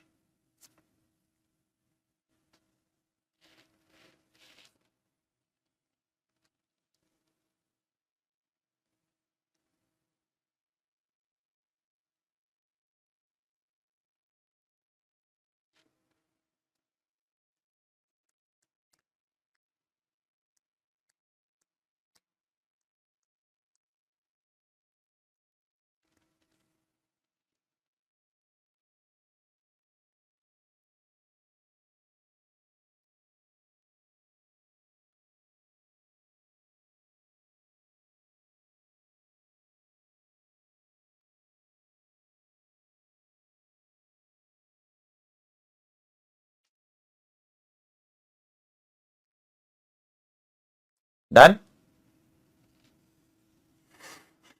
Now, one more thing that I would like to explain you in detail. Just some time before I told you that it is mandatory to claim depreciation. Yeah, right? I told you or not? Yes or no? So I told you it is mandatory to claim depreciation under the income tax law. Now I will tell you the logic behind it. Okay. Shall I say? So pay attention, please, all of you. There was an assessee who bought a building. Okay. After buying the building,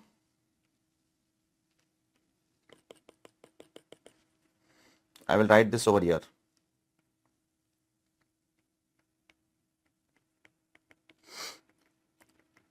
He bought a building of 100 crore rupees.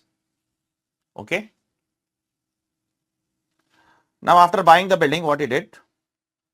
He used for business. But he did not claim any depreciation. He said that I don't want depreciation. Okay. I'm not interested in depreciation. Now the assessing officer did not like this. Assessing officer is saying that with so much love we have made such good provisions. Why are you not claiming? Okay. So the assessing officer forcefully gave depreciation to the assessee.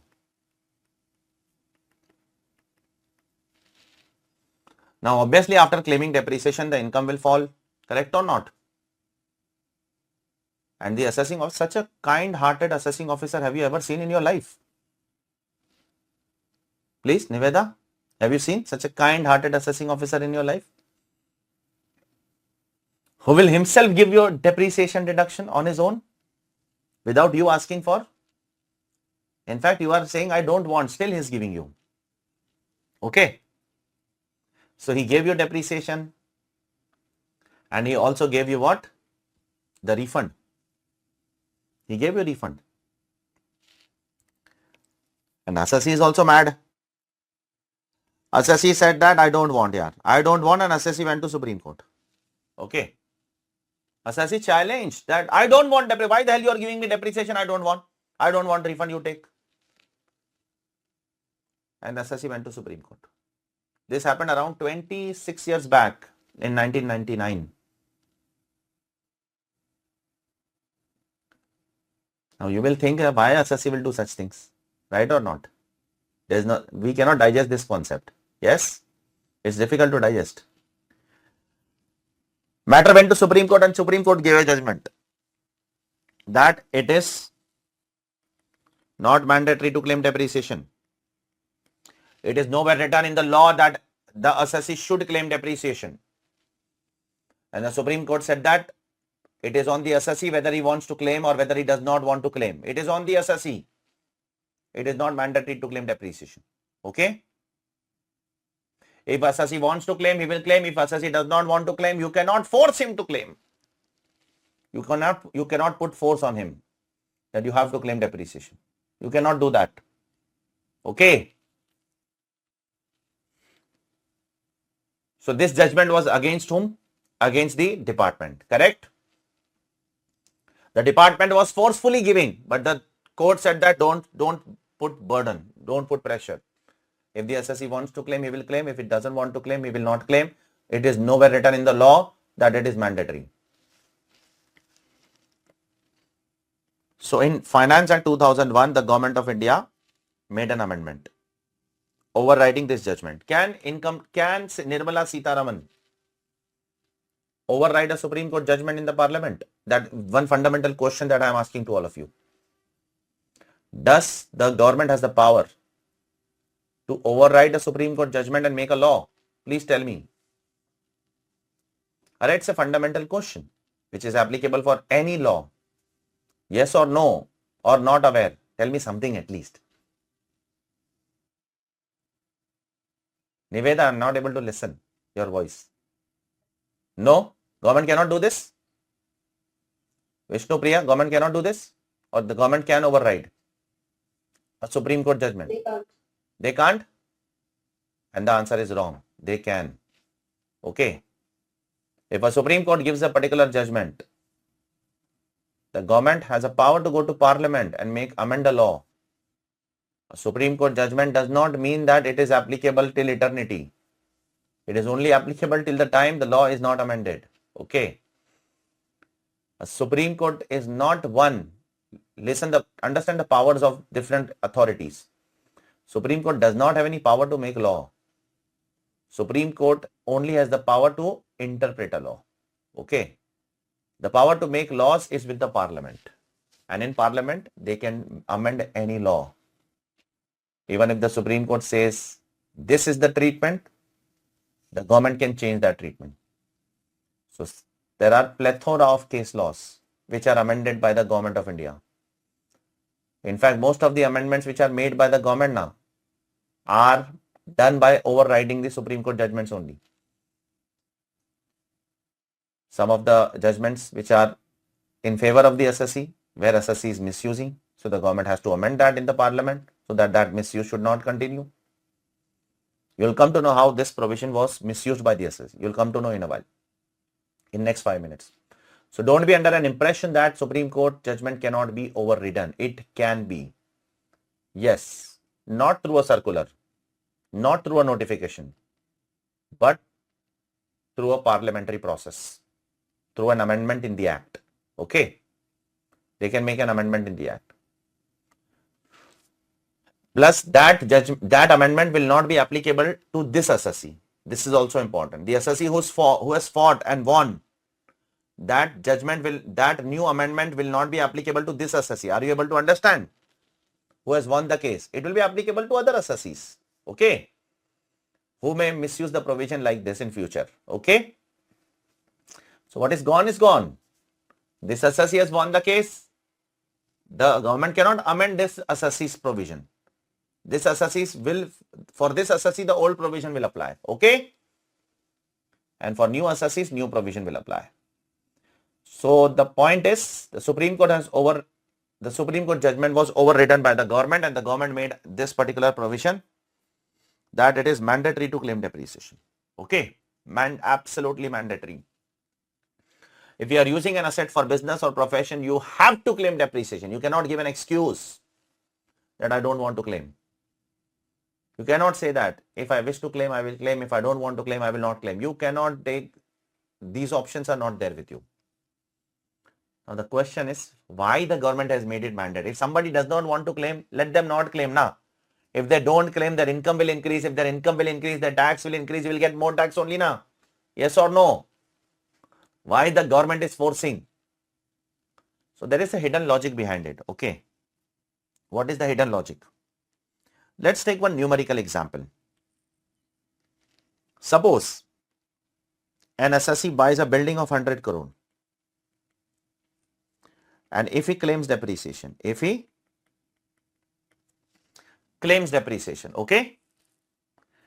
then what will happen after 10 years? Think long term. Okay. Now, first of all, what will happen every year?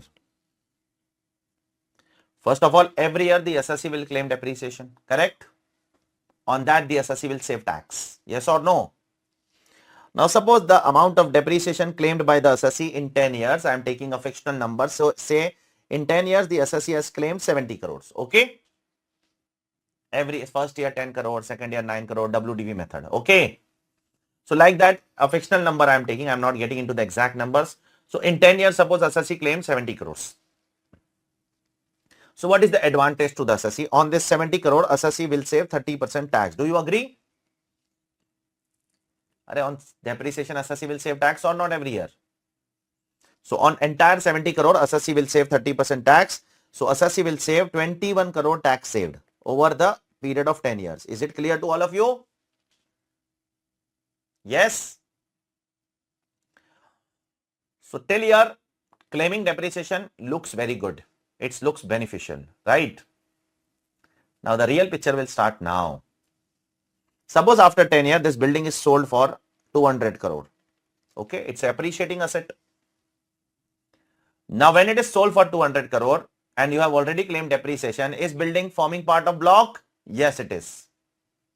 And because it is forming part of block, you would have done in CA interim capital gains. In CA final also we are going to do.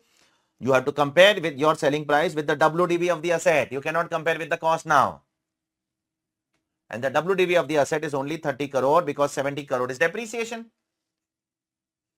And you have to compare with your selling price with WDV, and you will compare directly with WDV without indexation.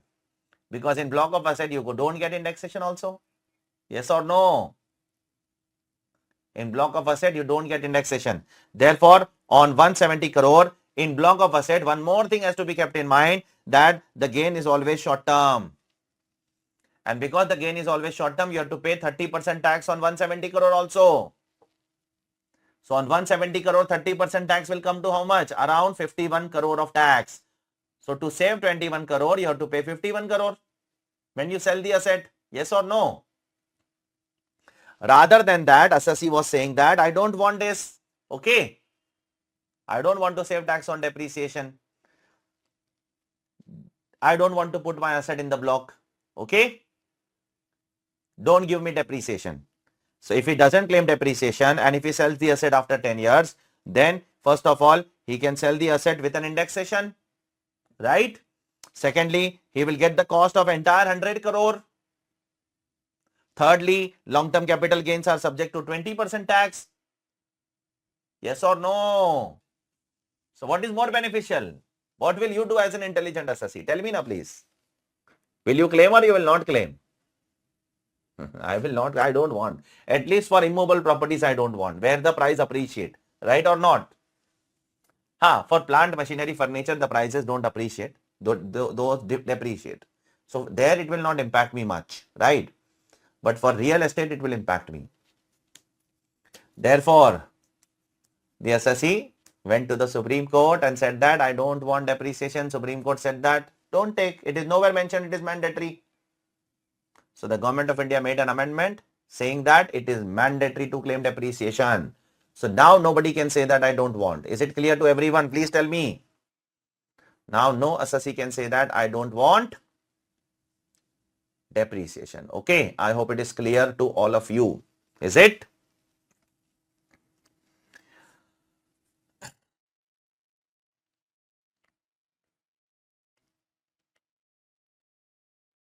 So after the discussion, basic discussion of section 32, subsection 1, clause 2, let us go ahead with the next part.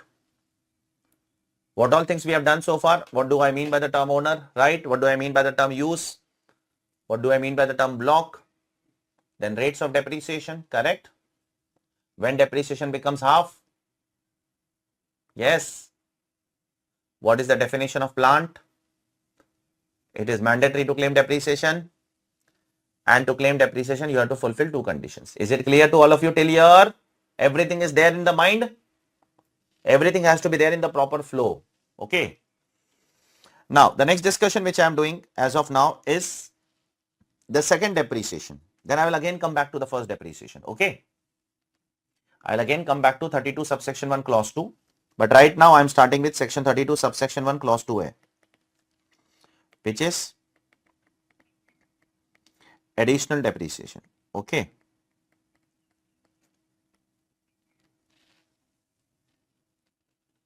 So additional depreciation, which is also called as accelerated depreciation. Okay. Accelerated depreciation is also the name of additional depreciation.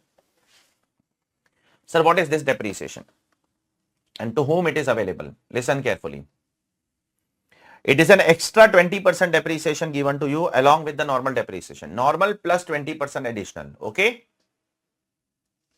Now, listen carefully. It's very important. Pay attention over here, please, all of you. First of all, it is available to whom, sir? Which kind of assessees are eligible for this? Shall I say? It is not available for everybody. It is available for only manufacturers. Or if you are engaged in power generation or power distribution, etc. So if you are engaged in manufacturing or power generation or power distribution, you are eligible for this depreciation. Is it clear, all of you? Please tell me. So it's a very sector specific depreciation. Second, they have to acquire plus install plus use. New plant and machinery, very important. So this depreciation is only on plant and machinery. That too, it has to be new. Second hand will not be sufficient, and it is not available on building, furniture, etc. Okay. It is only available on new plant and machinery. Is it clear, all of you? Please tell me. So henceforth, if I ask you, you should answer me in the following manner. If I ask you, what is the nature of assessee? So will you be able to answer? Please tell me. What is the nature of asset? Will you be able to answer? Please tell me. Yes or no? Okay. Third condition. Sir, what is the rate? 20%. Okay. So, sir, I will get normal depreciation 15% and 20% additional? Yes. So, in the first year, you can claim 35%. Okay. Sir, is this 20% I will be getting every year? No. It's a one-time benefit. It's a one-time benefit for one asset. Okay. Next year, you buy another new machinery, you will get another 20%. On one asset, you will get 20% one time. Is it clear? On one asset, it is one time. That's it. Sir, what if I acquire an asset in the month of December and put to use in December? Then my normal depreciation becomes half, sir. Yes, it becomes half. Your normal depreciation becomes half. Sir, what about additional depreciation? Will that also become half? Yes, that will also become half. If the asset is used for less than 180 days, then your additional depreciation will also become half. It means 10%. Sir, what about balance half? Balance 10% in the next year. You will get, don't worry. Okay, it is not lapsed. You will get it in the next year. Are you clear? Please tell me. So don't be so if you purchase and put to use in the month of April, May, June, July, August, September, if you purchase and put to use till 3rd October, full. Okay. And if you purchase and put to use from 4th October, 50%. Is it clear to all of you? Please tell me. So you will get 50% depreciation. That means 50% of 20%. That means 10% this year, 10% next year. Are you clear? Sir, this depreciation will also be reduced from the block of asset to arrive at WDV. Obviously, it is also a depreciation. Suppose if you buy an asset of 10 lakh rupees, your normal depreciation is 15%. So 1.5 lakh is gone from the block. Your additional depreciation is 20 lakh. Another 2 lakh will be gone from the block. So your WDV for the next year will be 6.5 lakhs. Is it clear, all of you? Please tell me. Sir, there is an assessee, sir, by the name called as, he is engaged in printing business. So if he buys a new machinery, will he be qualified for additional depreciation? So CBDT has clarified that if an assessee is engaged in printing, they are also eligible. Printing also is called as manufacturing under income tax law. So if you are engaged in printing business, you are eligible for additional depreciation. Or if you are engaged in printing and publishing both, then also you are eligible for additional depreciation. So you have a publisher house. You print also, you publish also. You can claim additional depreciation. Okay. If you print, then also you claim additional depreciation. Okay. So additional depreciation is available to the printing business. So nature of assessee, nature of asset, one-time benefit. If it is used for less than 180 days, take 10% in the current year and balance 10 in the immediately next year. Now, there are certain assets which are excluded by the government. Okay, certain plant and machineries are excluded, on which you will not get additional, you will only get normal depreciation. Okay, shall I say? First, second-hand plant and machinery. Okay, whether imported or not, it doesn't matter. If the machinery is second-hand, you will not get additional depreciation. You cannot make such argument that I have bought a second-hand machinery from Germany. Germany's machineries are very, very effective, of good quality, very expensive. Second-hand is second-hand. Okay. If a machinery is second-hand, you are not eligible for additional depreciation. Yes, you can definitely claim the normal depreciation. No harm in that. Okay. You can claim normal depreciation, additional depreciation not allowed. Is it clear, all of you? Second, no additional depreciation will be allowed on plant and machinery used in office. Used in office. This deduction is brought with an intention to give encouragement to manufacturing. Okay. So you should use the machinery in factory, not in the office. Okay. Not in your back office or sales office or finance department. You should use in the factory. So plant and machinery used in office, plant and machinery used in residential accommodation, plant and machinery used in guest house for employees, not allowed. You are buying some refrigerator for employees. You are buying some TV for employees. You are buying some washing machine for employees. Not eligible for additional depreciation. Okay. Normal depreciation you can claim. Is it clear? Next.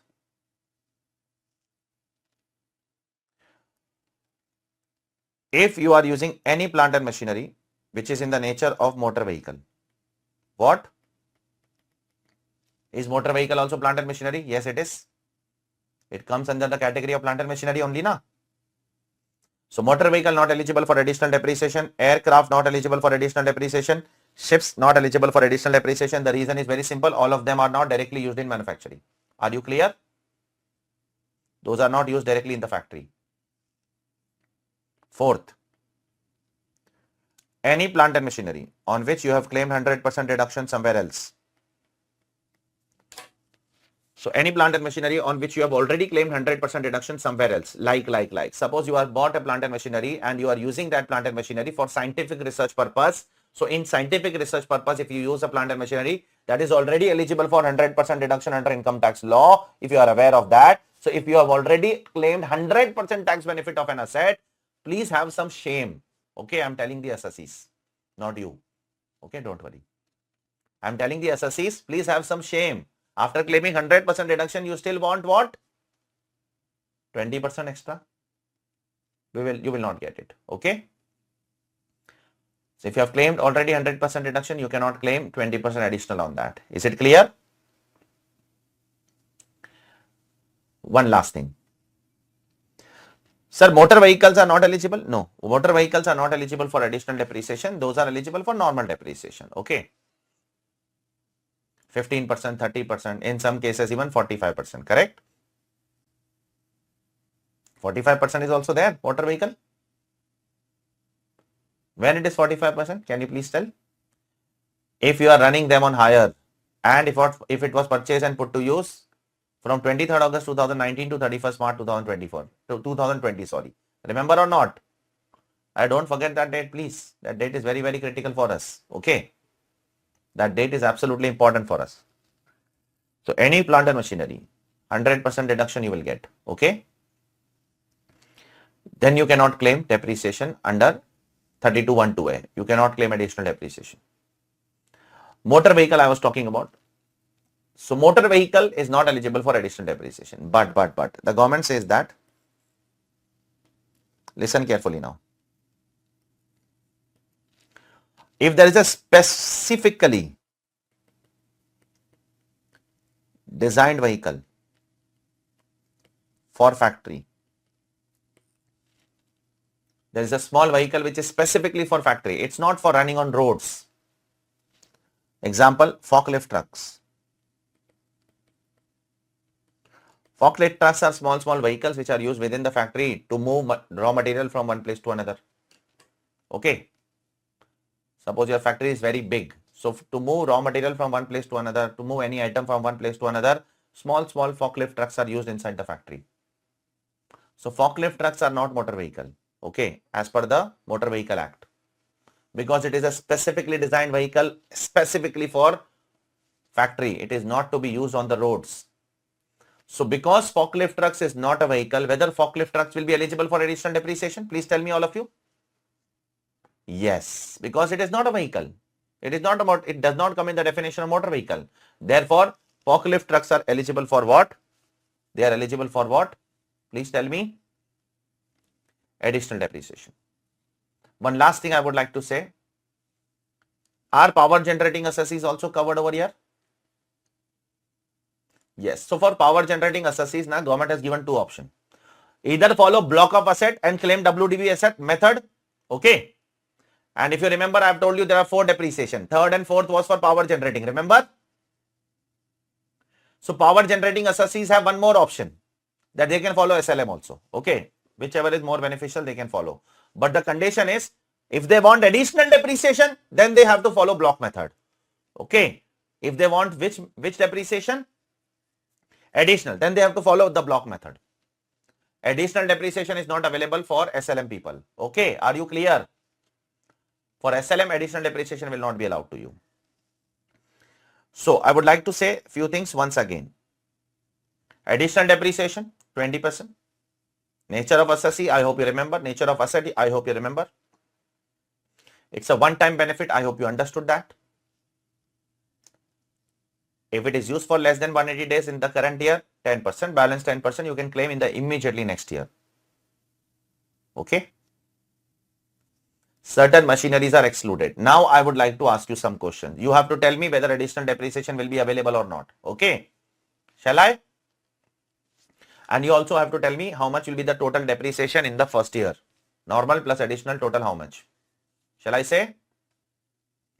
Suppose I am using a computer in an office. Will I get additional depreciation? No. Any plant and machinery used in an office not allowed. Suppose I am using computer in a factory. Will I get additional depreciation? I am using computer in a factory for production purpose. Tell me now please. Think, the exclusion is there in front of you. If you do not fall in these 4 points, you are eligible. Will I get? Yes, sir. Yes, I will get. Because they have not said that computer is not allowed. Have they said that? They have said that office appliances are not allowed. So I'm not keeping computer in office. My computer is in factory and that is used for giving production commands. These days computerized productions are going on. Are you aware of not? Computer does all the production. Computer will give the command that start the production. Computer will stop the machines. So if the computer is used in the factory, it is allowed. Okay. Second question. What about if I purchase a windmill? Will I get additional depreciation on windmill?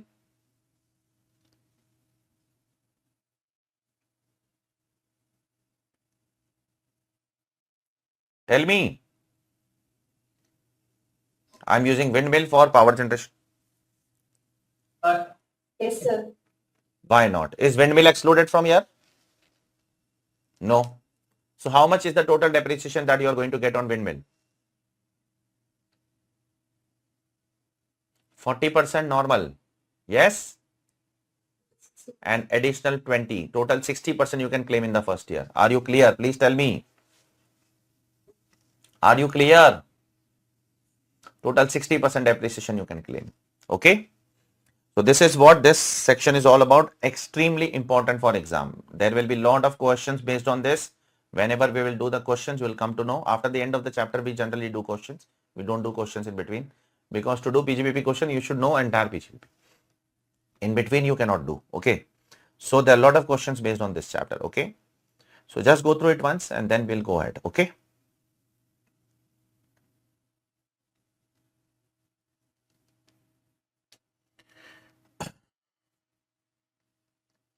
So come to page number 2.7 in your textbook, detailed book.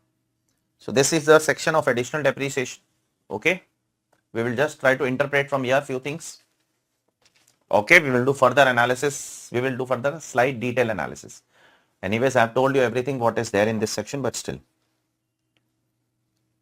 Shall I start? Section 32, subsection 1, clause 2A. Additional depreciation. In case of new plant machinery, okay. So it is very clear that the plant and machinery has to be new, correct? Other than ships and aircraft, it is very clear that ships and aircrafts are not eligible for what? Additional depreciation. Clear? Which we have already seen in the exclusion also, right? Say now. which has been acquired and which has been installed by the assessee. Engage in the business of manufacture or production of any article or thing, or in the business of generation, transmission or distribution of power. A further sum equal to 20% of the actual cost of such machinery or plant shall be allowed as deduction under section 32 subsection 1 clause 2a. Now there are a lot of technical questions which can arise out of this Bare Act. This is exactly how it is written in the Income Tax Act. Bare Act it is. Okay. So I am teaching you the interpretation of Bare Act now. I have some questions to all of you. Everybody can read English. My first question to all of you. Will I get additional depreciation if I'm engaged in manufacturing of alcohol for human consumption? Will I get? Don't answer with emotions, please. Answer with provision. Emotions are of no use under Yes, income sir. tax law. Yes, sir. Will I get Yes, sir. additional depreciation? Yes, sir. How? Yeah. Yes, it is Individualized written you deduction. should be engaged in manufacturing of any article or thing. They are not mentioning any particular product. Yes or no? Yes? Yes. Second thing. Second.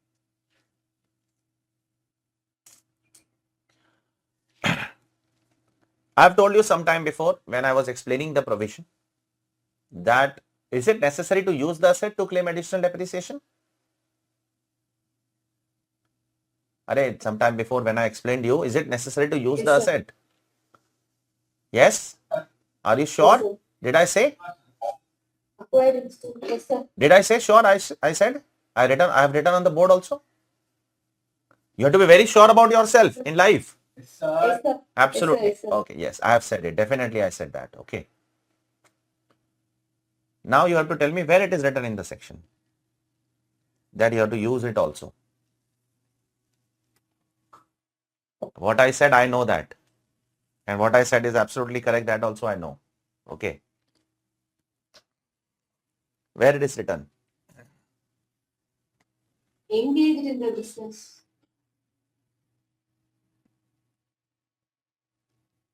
Just a second. You can read till that time.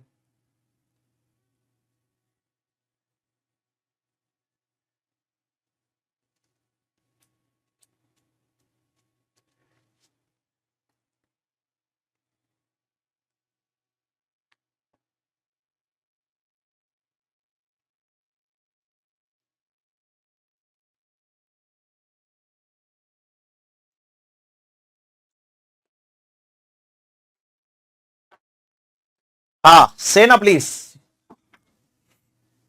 Where it is written that the new plant and machinery should be used by the assessee. Where it is written? Is it written somewhere?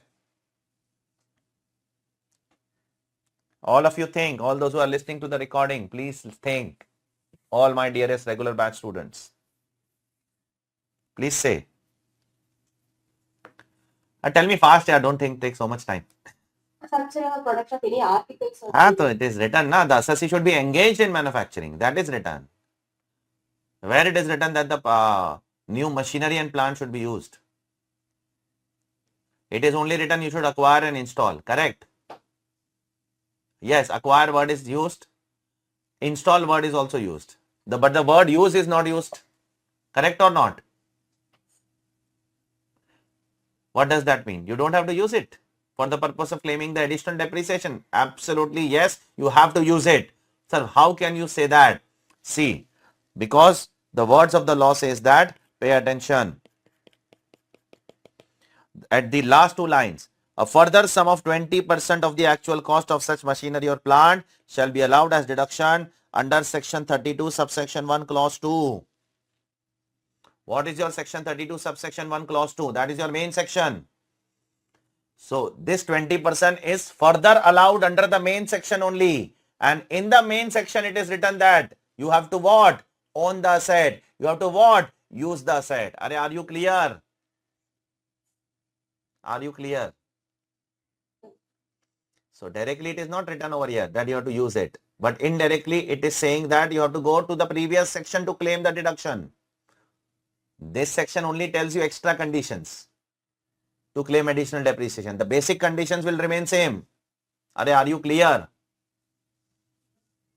This section tells you extra condition that you should be a manufacturer, you should buy new machinery, not all assets, not furniture, not building, not intangible assets. It tells you extra things. Common things follow for 32(1)(2). Okay. The next third thing. So if you read the Bare Act, there are a lot of small points that come out of it. Okay. Which will not come in general explanations given by me. That will only come if you read the Bare Act. Third thing, very beautiful discussion. Suppose Reliance Industry Limited. Read this much. Okay. And answer my question. Suppose Reliance Industries Limited buys a Rolls-Royce car. Okay. Buys what? A Rolls-Royce car of 12 crore rupees. Okay. And Reliance is engaged in what? Manufacture of natural gas or production of natural gas, whatever it is. Read this much and tell me, is Reliance eligible for additional depreciation on this car? Arey Vishnu Priya, have some patience. You are reading faster than a Supreme Court judge. You are more intelligent than Justice Chandrachud also.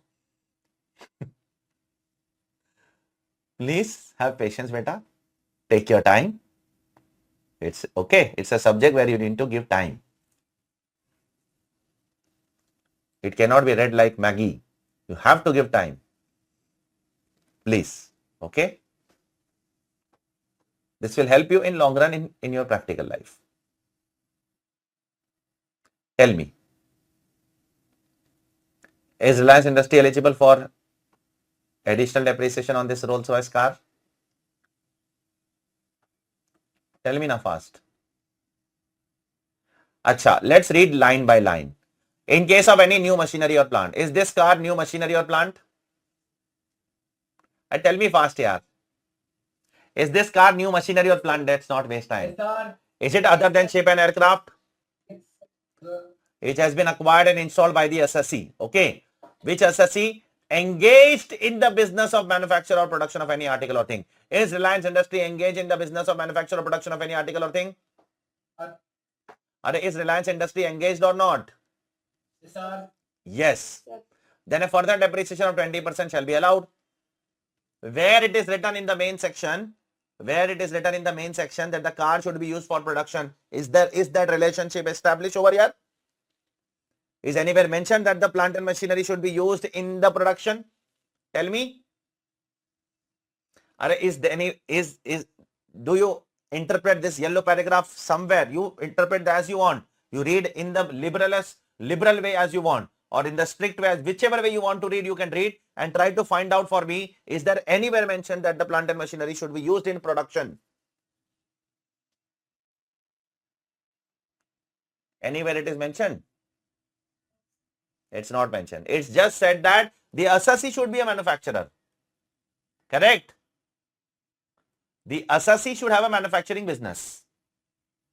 It's not directly or indirectly saying that you should use that new machinery in manufacturing. Okay? Yes or no? It's nowhere written.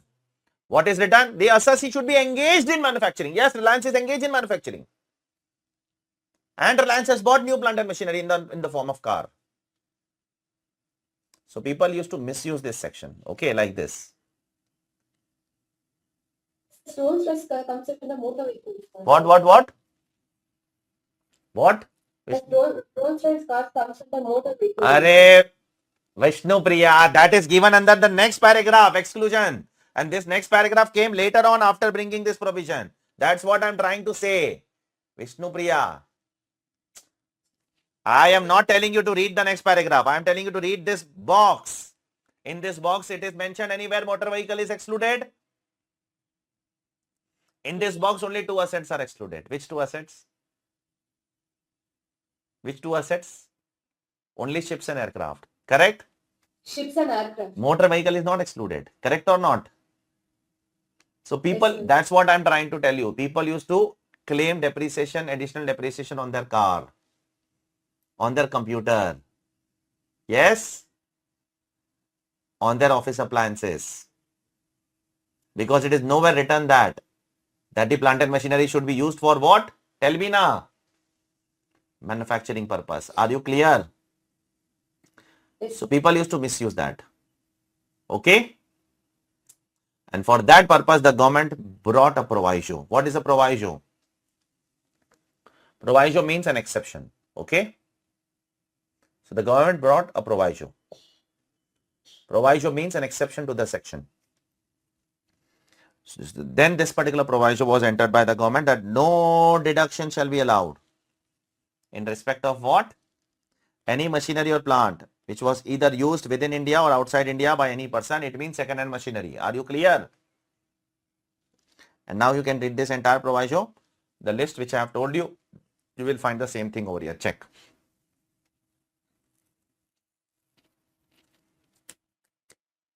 Is it clear?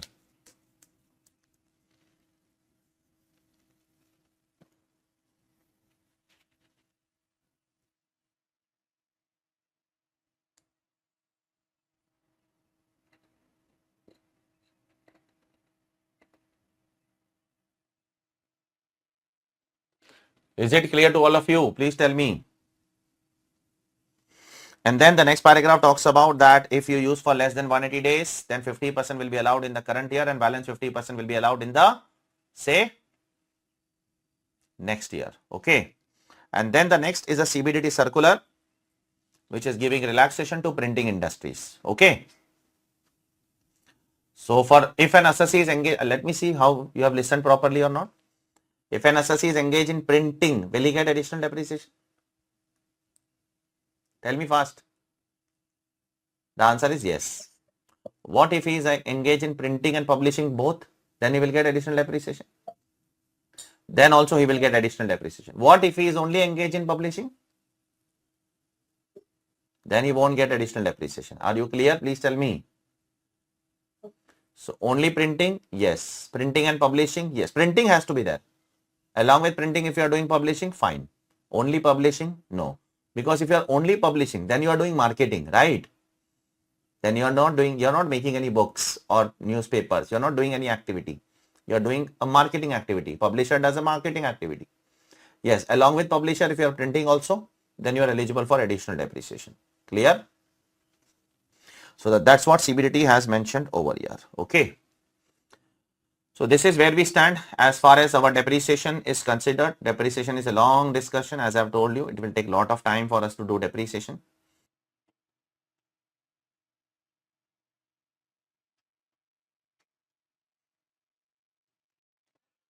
So let us go ahead now with the next discussion. Pay attention, please, all of you. Now, what is the next discussion? Pay attention, all of you.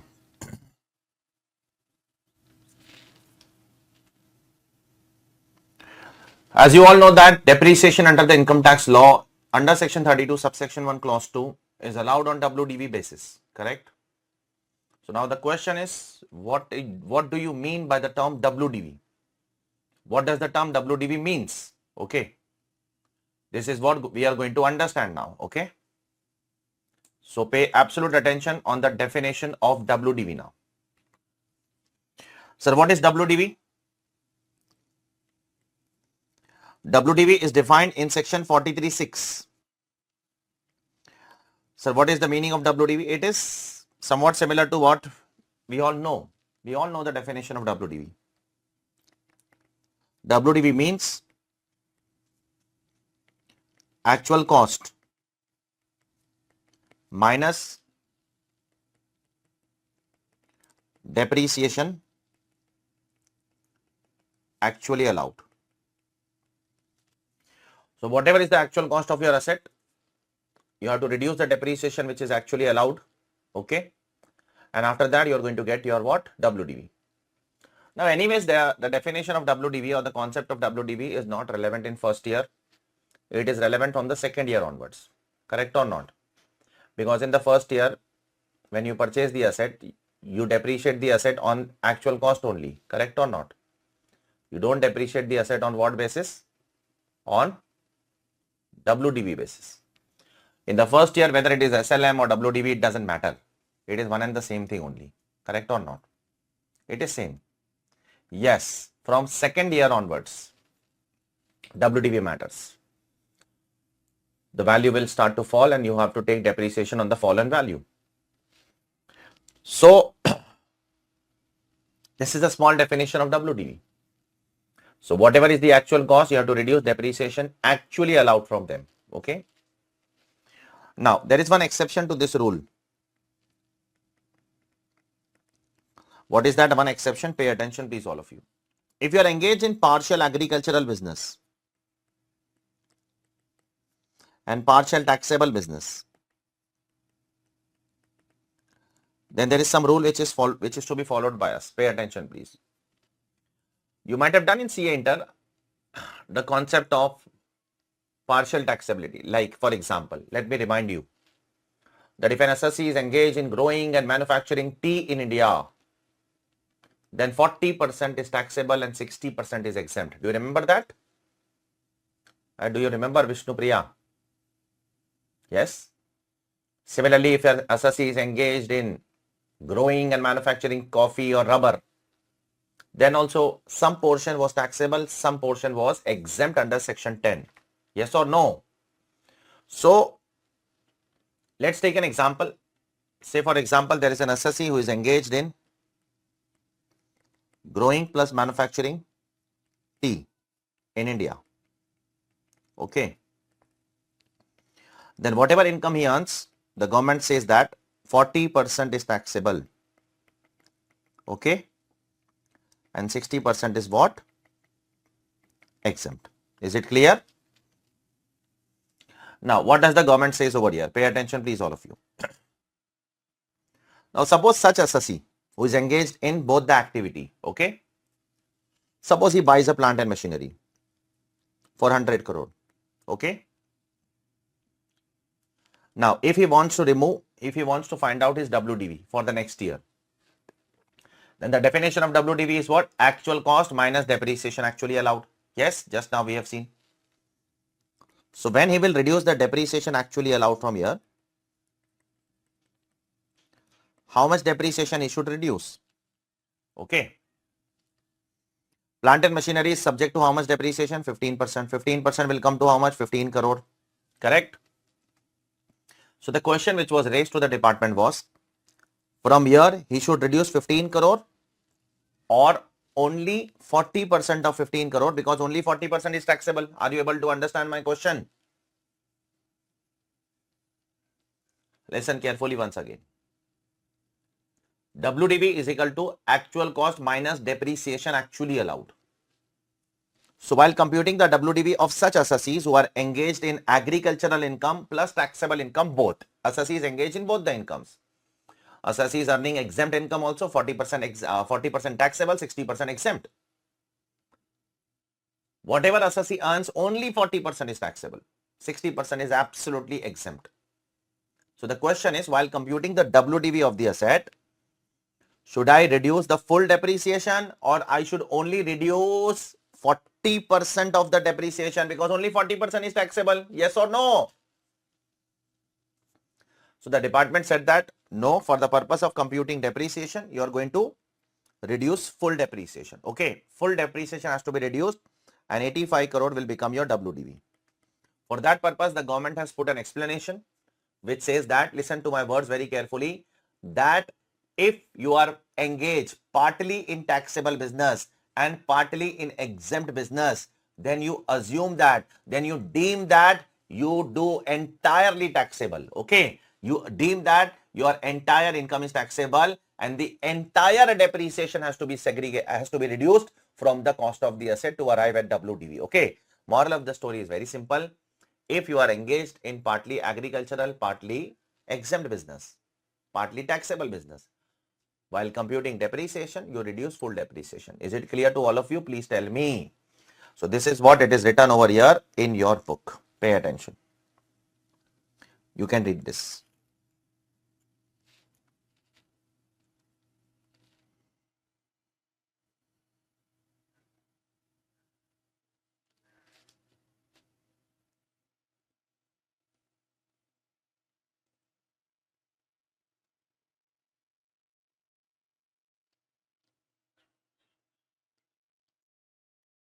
Okay.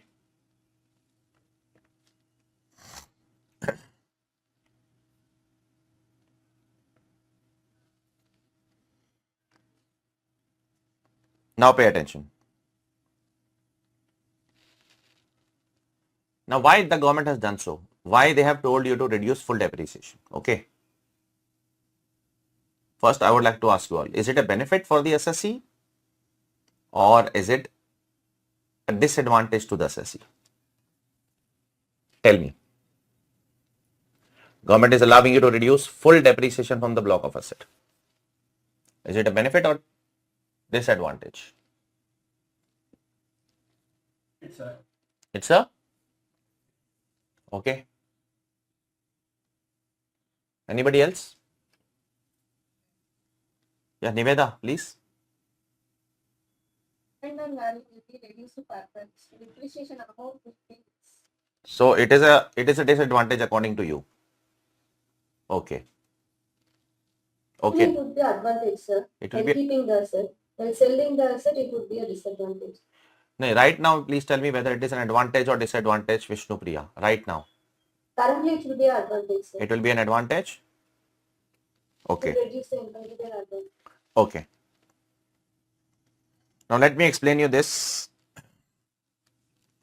with the help of a Supreme Court judgment which came in 2009. A Supreme Court judgment came in 2009 by the name called as Duma India Limited. Okay. Now what was happened in that case? Pay attention, please. This assessee was engaged in growing plus manufacturing tea in India. Okay. So it is engaged in composite activity. Okay. Of growing tea and manufacturing tea. So therefore, the assessee did what? The assessee earned some income out of it, PGBP,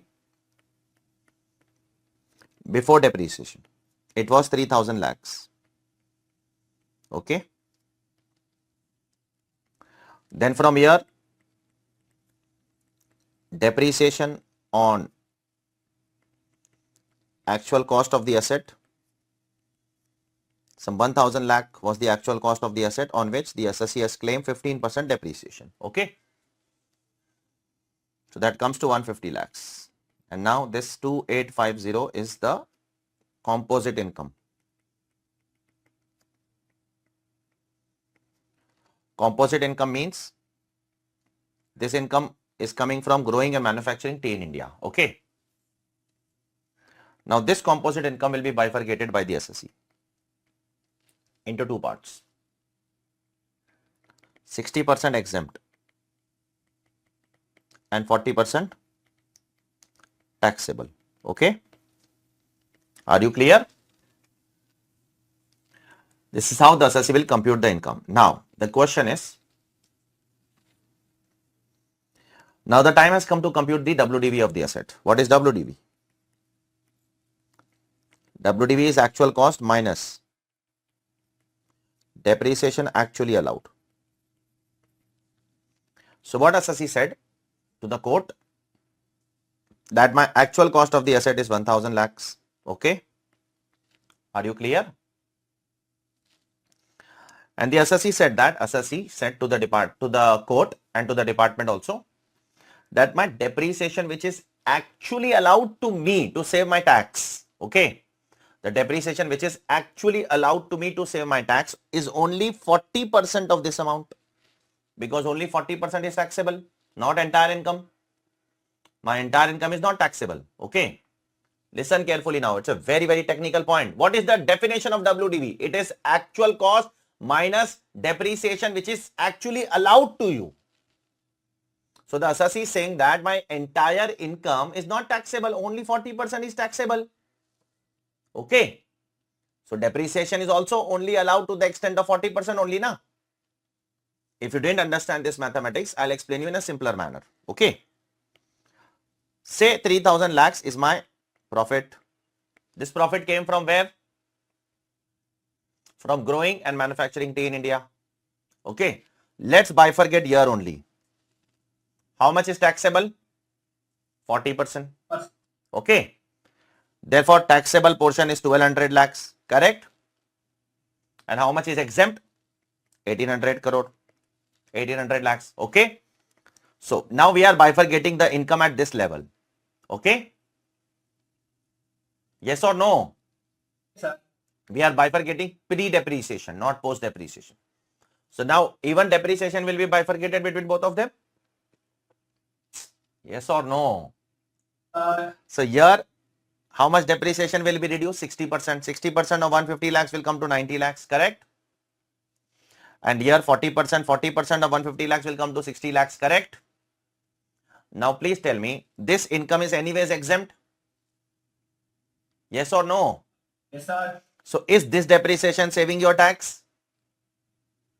Sir. This depreciation is not saving your tax because this income is anyways not taxable. So this 90 lakhs is not used to save tax, correct?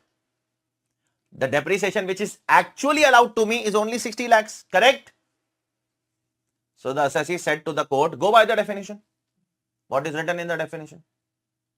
What is written in the definition is actual cost minus depreciation actually allowed. Are you clear now? Yes, sir. And therefore my WDV should be on higher side, that is 940 lakhs in the next year. Okay. And the court also said, yes, correct. Actually means which is actually allowed to the, then why the hell you have to use the word what? Then why the hell you have used the word actually in the income tax law? You should have not used that word. If it is actually means it has to be actually allowed to the assessee. Okay. So by that logic, 1000 lakhs minus only actually allowed depreciation should be reduced and my WDV should be on the higher side. This is what the Supreme Court held in the year 2009 in the case of Doom Duma India Limited. But to override this judgment, to what? To override this judgment, the government made an amendment in the definition of what? WDV. And they said that in case the business is partially taxable and partially exempt, then you deem that it is fully taxable. Okay. You deem that it is fully taxable, and if you deem that it is fully taxable, it means you deem that it is fully allowed. Yes or no? And therefore the entire depreciation has to be reduced from the block and 850 lakhs should be your WDV. Did you understand what I said? And this is the logic of removing the entire depreciation from the block of asset. Okay, earlier we used to not reduce entire depreciation. But one more case law you came to know today, where Supreme Court judgment is what now? Overridden. It is overridden by the government of India. Okay. Now this entire story you will get in your detail book. I'll show you where exactly you can see this. On page number 2.9, please. See.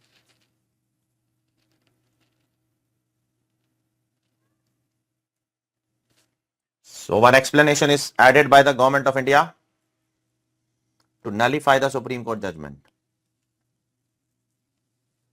And today only we have learned that the government can do so in the parliament.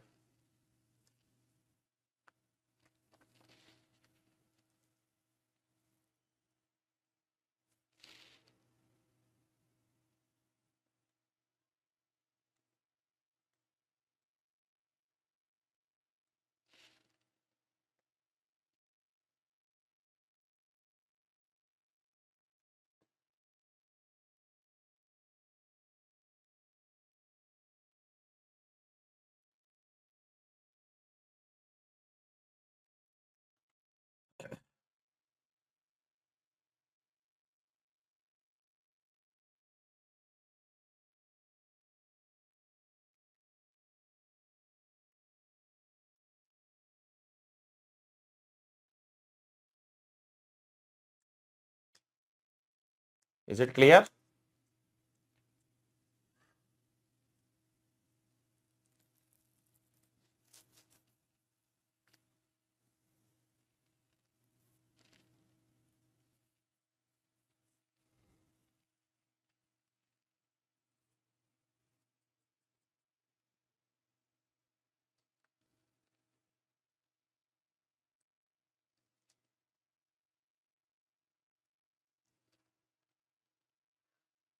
Shall I go ahead?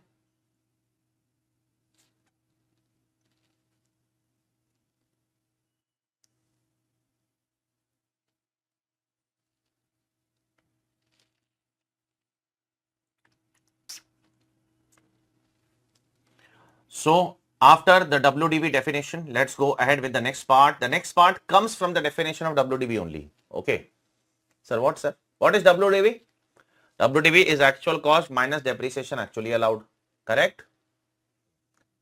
So the next part comes from the definition of WDV, and the next question is, what do I mean by the term actual cost?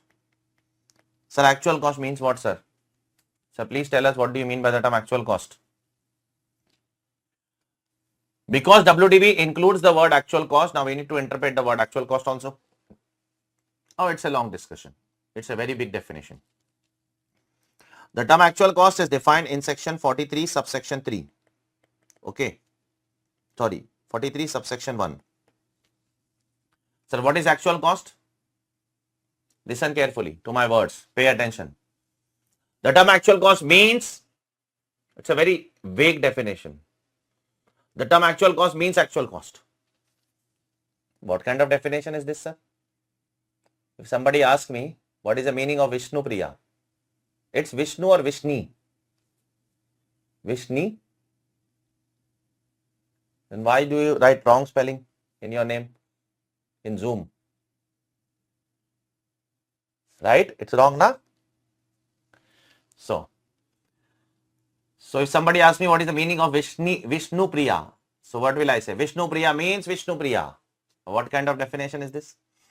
Okay. What do I mean by Niveda? Niveda means Niveda. What kind of definition is this? But the income tax gives you such kind of definition over here. That actual cost means actual cost. Now they could have easily said that actual cost means the price of the asset, but they are not saying actual cost means price of the asset. They are rather saying actual cost means the actual cost of the asset. The word cost is very wider as compared to the word price. Let me give you an example. Suppose I bought a television for 50,000 rupees. Now that is the price of the TV. So what is the cost of the TV? Cost means all costs which are necessary to put the asset into working condition.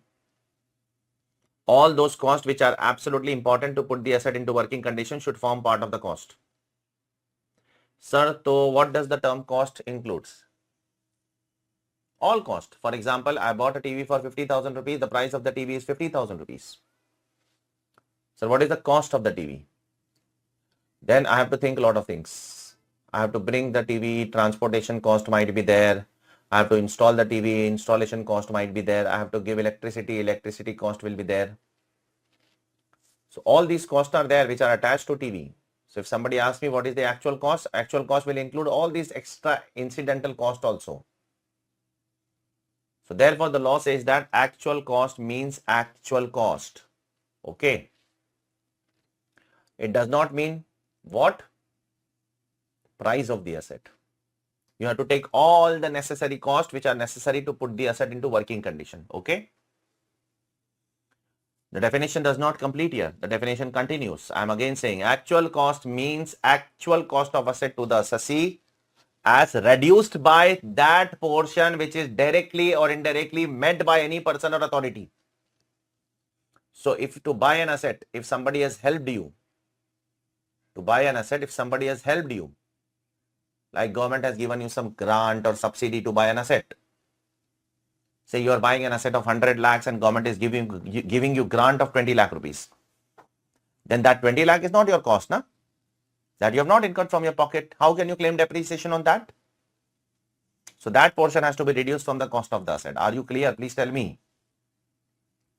So any portion which is directly or indirectly met by any person or authority has to be reduced from the cost of the asset. Okay. You have to reduce that much from the cost of asset. Installation cost should be added to the cost of asset. Test run cost has to be added to the cost of asset.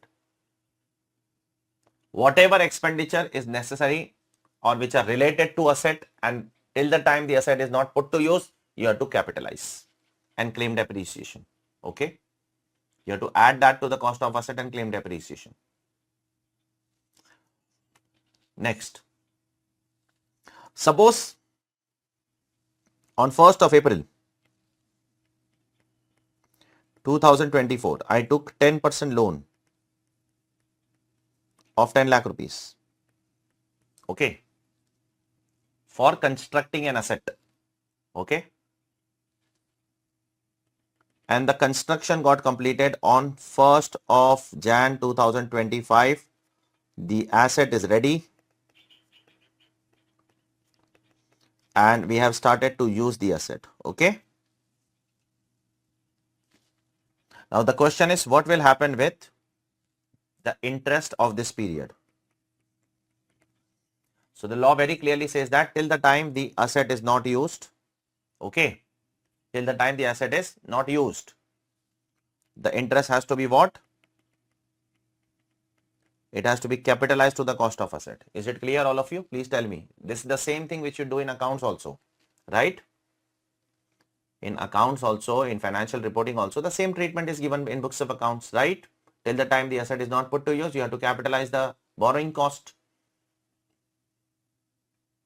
Here also it is the same treatment. There is no difference. Once the asset is put to use, then you can claim the interest as an expense. What kind of expense? As a revenue expense. And interest is allowed as a revenue expense under some section, that is section 36 subsection 1 clause 3. We will see that later. Okay, not today. So interest is allowed as a revenue expense. So the line where you are going to draw this line over here on the date of use. Once you start to use the asset, you can take the interest to the P&L account. And till the time the asset is not used, you have to capitalize that to the cost of asset. This was even said by the Supreme Court of India in the case of Challapalli Sugar Mills Limited. Challapalli Sugar Mills Limited, Supreme Court of India held that till the time the asset is not constructed, till the time the business is not commenced, till the time the asset is not put to use, you have to capitalize the borrowing cost. And after that, you have to take it to the P&L. Okay, just like the accounting standards, nothing new. Okay. So actual cost, why it is important to understand actual cost? It's a very long definition. But why it is important to understand the term actual cost, that is very, very important for us to know. The reason why it is important to know the term actual cost is because in the first year, when you will buy the asset and when you will put the asset in the block, you will enter the block at what value? At cost only, na? Yes. So you should know na at what value you should enter the block of asset. Yes. What all things will be included in your block? What all things will be excluded from your block? Are you clear? Please tell me. You should be aware of that. So therefore, actual cost will include all those costs which are necessary to put the asset into working condition, as reduced by some portion which is made by some person or authority. Okay. Now, one more thing is there over here. Let me explain you that also. There is a proviso in the definition of actual cost which says, this is section 43(1). Okay. And there is one proviso over here. Proviso means an exception. There is an exception in the section which says that if you buy an asset, okay, you buy an asset, and if you make payment greater than 10,000 rupees, okay, if you make a payment of more than 10,000 rupees to one person in 1 day, to one person in 1 day, okay, condition C carefully. If you buy an asset, plant, machinery, furniture, building, whatever it is, and if you make the payment of more than 10,000 rupees to one person in 1 day, in entire 1 day, 24 hours, okay, then you should make the payment by 4 modes. You should make the payment by 4 modes set by the law. That is account, pay, check, account, pay, draft, electronic clearing system or such other prescribed mode.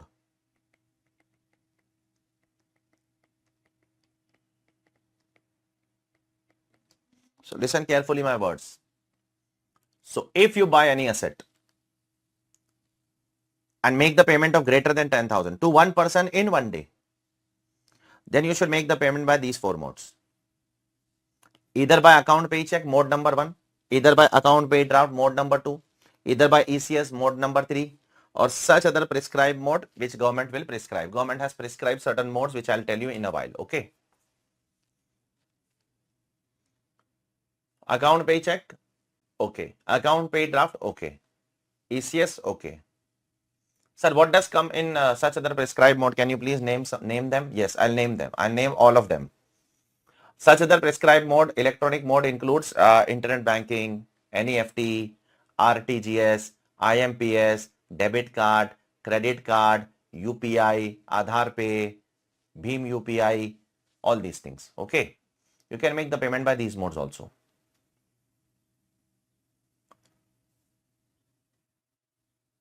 Is cash allowed? Can I make the payment of more than 10,000 in cash? Sir, I bought this phone for 50,000 rupees. Okay. For example. And I made the payment of more than 10,000 rupees. That is 50,000 rupees to a person in a day by cash. What will happen? Then that expenditure, the law says that if you make more than 10,000 rupees in cash, if you make more than 10,000 by other than these four modes, if you make more than 10,000 rupees payment in a day by other than these four modes, then your expenditure will not form part of actual cost. And if your expenditure does not form part of actual cost, will you get depreciation on that expenditure? The answer is no. Then you will not get depreciation on that expenditure. That expenditure is gone. Depreciation is gone. Are you clear? You can't claim depreciation on that asset then. Okay? I hope it is clear to all of you. There are a lot of things that I have to discuss. You pay attention, please. So I would like to ask you all some questions. Mode number 1, mode number 2, mode number 3 and mode number 4 has lot of items. Okay. Now suppose if I buy an asset and I make a payment to someone, this is the copy of check. Here you will write the date. Here you will write the amount. Okay. Here you will write the amount in rupees, say 25,000 rupees. You are making some payment to 25,000 rupees to someone for buying an asset. Here it is written or bearer. Okay. Now, if I give this check to someone to buy an asset, will I get depreciation on that amount? Tell me please. Will I get depreciation on that amount? Your voice is not coming. Hello, hello, hello. Louder.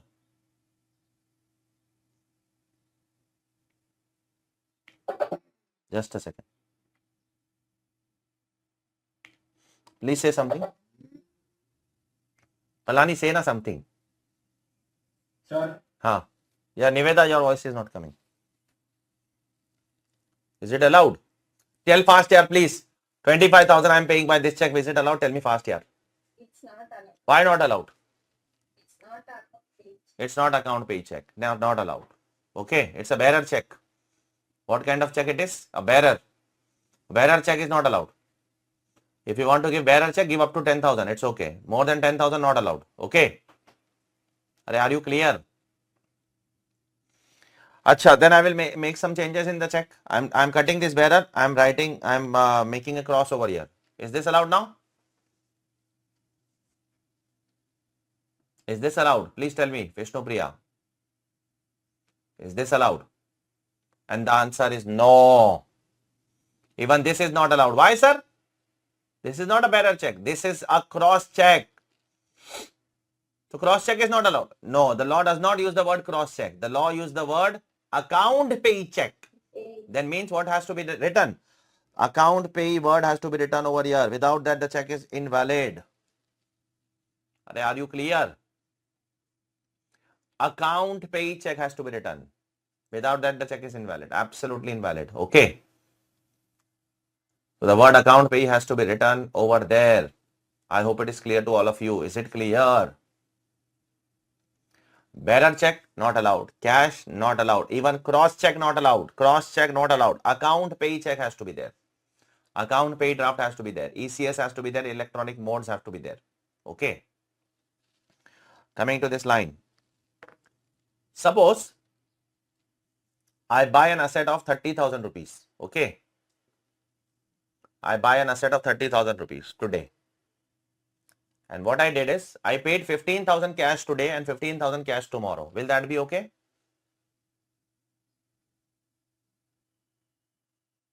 I bought an asset of 30,000 rupees. I paid 15,000 cash today, 15,000 cash tomorrow to a person. Same person. Will that be okay? It will not be okay because it is exceeding 10,000 rupees. Okay. 10,000. Now, what if I buy a 30,000 rupees asset and I pay 6,000 rupees every day in cash? Will that be okay? Yes, sir. Will that be okay? The answer is yes. Because in a day, it is not exceeding 10,000 rupees. Are you clear? Yes, sir. It should exceed 10,000 rupees in a day. So you can divide this into multiple days, right? Yes, sir. Even by mistake, if you have bought an asset in cash, you can divide that in multiple days. And every day your payment should be not exceeding 10,000 rupees. Up to 10,000 if you pay cash, it is allowed. Sir, if you pay more than 10,000 in cash, then entire amount is ignored for the purpose of actual cost or only excess amount, entire amount. For example, if I buy an asset of 30,000 rupees and if I pay 30,000 in cash, then entire 30,000 is ignored for the purpose of actual cost. Are you clear or not? Please tell me. Entire 30,000 is ignored for the purpose of actual cost. Is it clear? Yes, sir. I hope it is clear. So I'll just say a few things once again and sum up this discussion. Okay. What is actual cost? Actual cost means actual cost as reduced by some portion which is met by any person or authority. Okay. If you take a loan for fixed asset, till the time the asset is put to use, capitalize the interest. Once the asset is put to use, revenue expense. Is it clear? Then comes what? The discussion of more than 10,000 rupees in a day. So if you buy an asset and if you make a payment of more than 10,000 to one person in one day, then you have to make the payment by 4 modes. Okay, account pay check, account pay draft, ECS or such other electronic mode. Okay. Such other electronic mode has certain modes which I'll be speaking later on. Don't worry. Okay, I'll show you in detail which all things come in that. Okay. So this is what this discussion is all about. Now coming to the main book, and there are some illustrations over here which I would like to discuss with you all. I want you all to solve this for me. Okay. First of all, page number 2.10. You will get the definition of actual cost. And then you will get that proviso where you have to make the payment by 4 modes. Okay. Okay. And then there are electronic modes. Okay. Which are mentioned over here. Which are the other electronic modes prescribed by the law. Okay. And then there are 2 illustrations. I want you all to go through these 2 illustrations. Okay. I'm giving you 5 minutes to go through. Take your time and go. There is a reference of section 269 ST. Just ignore that. We have not done that. That's the reason I've written in the bracket. See later in the chapter of TDS. Okay. So ignore that.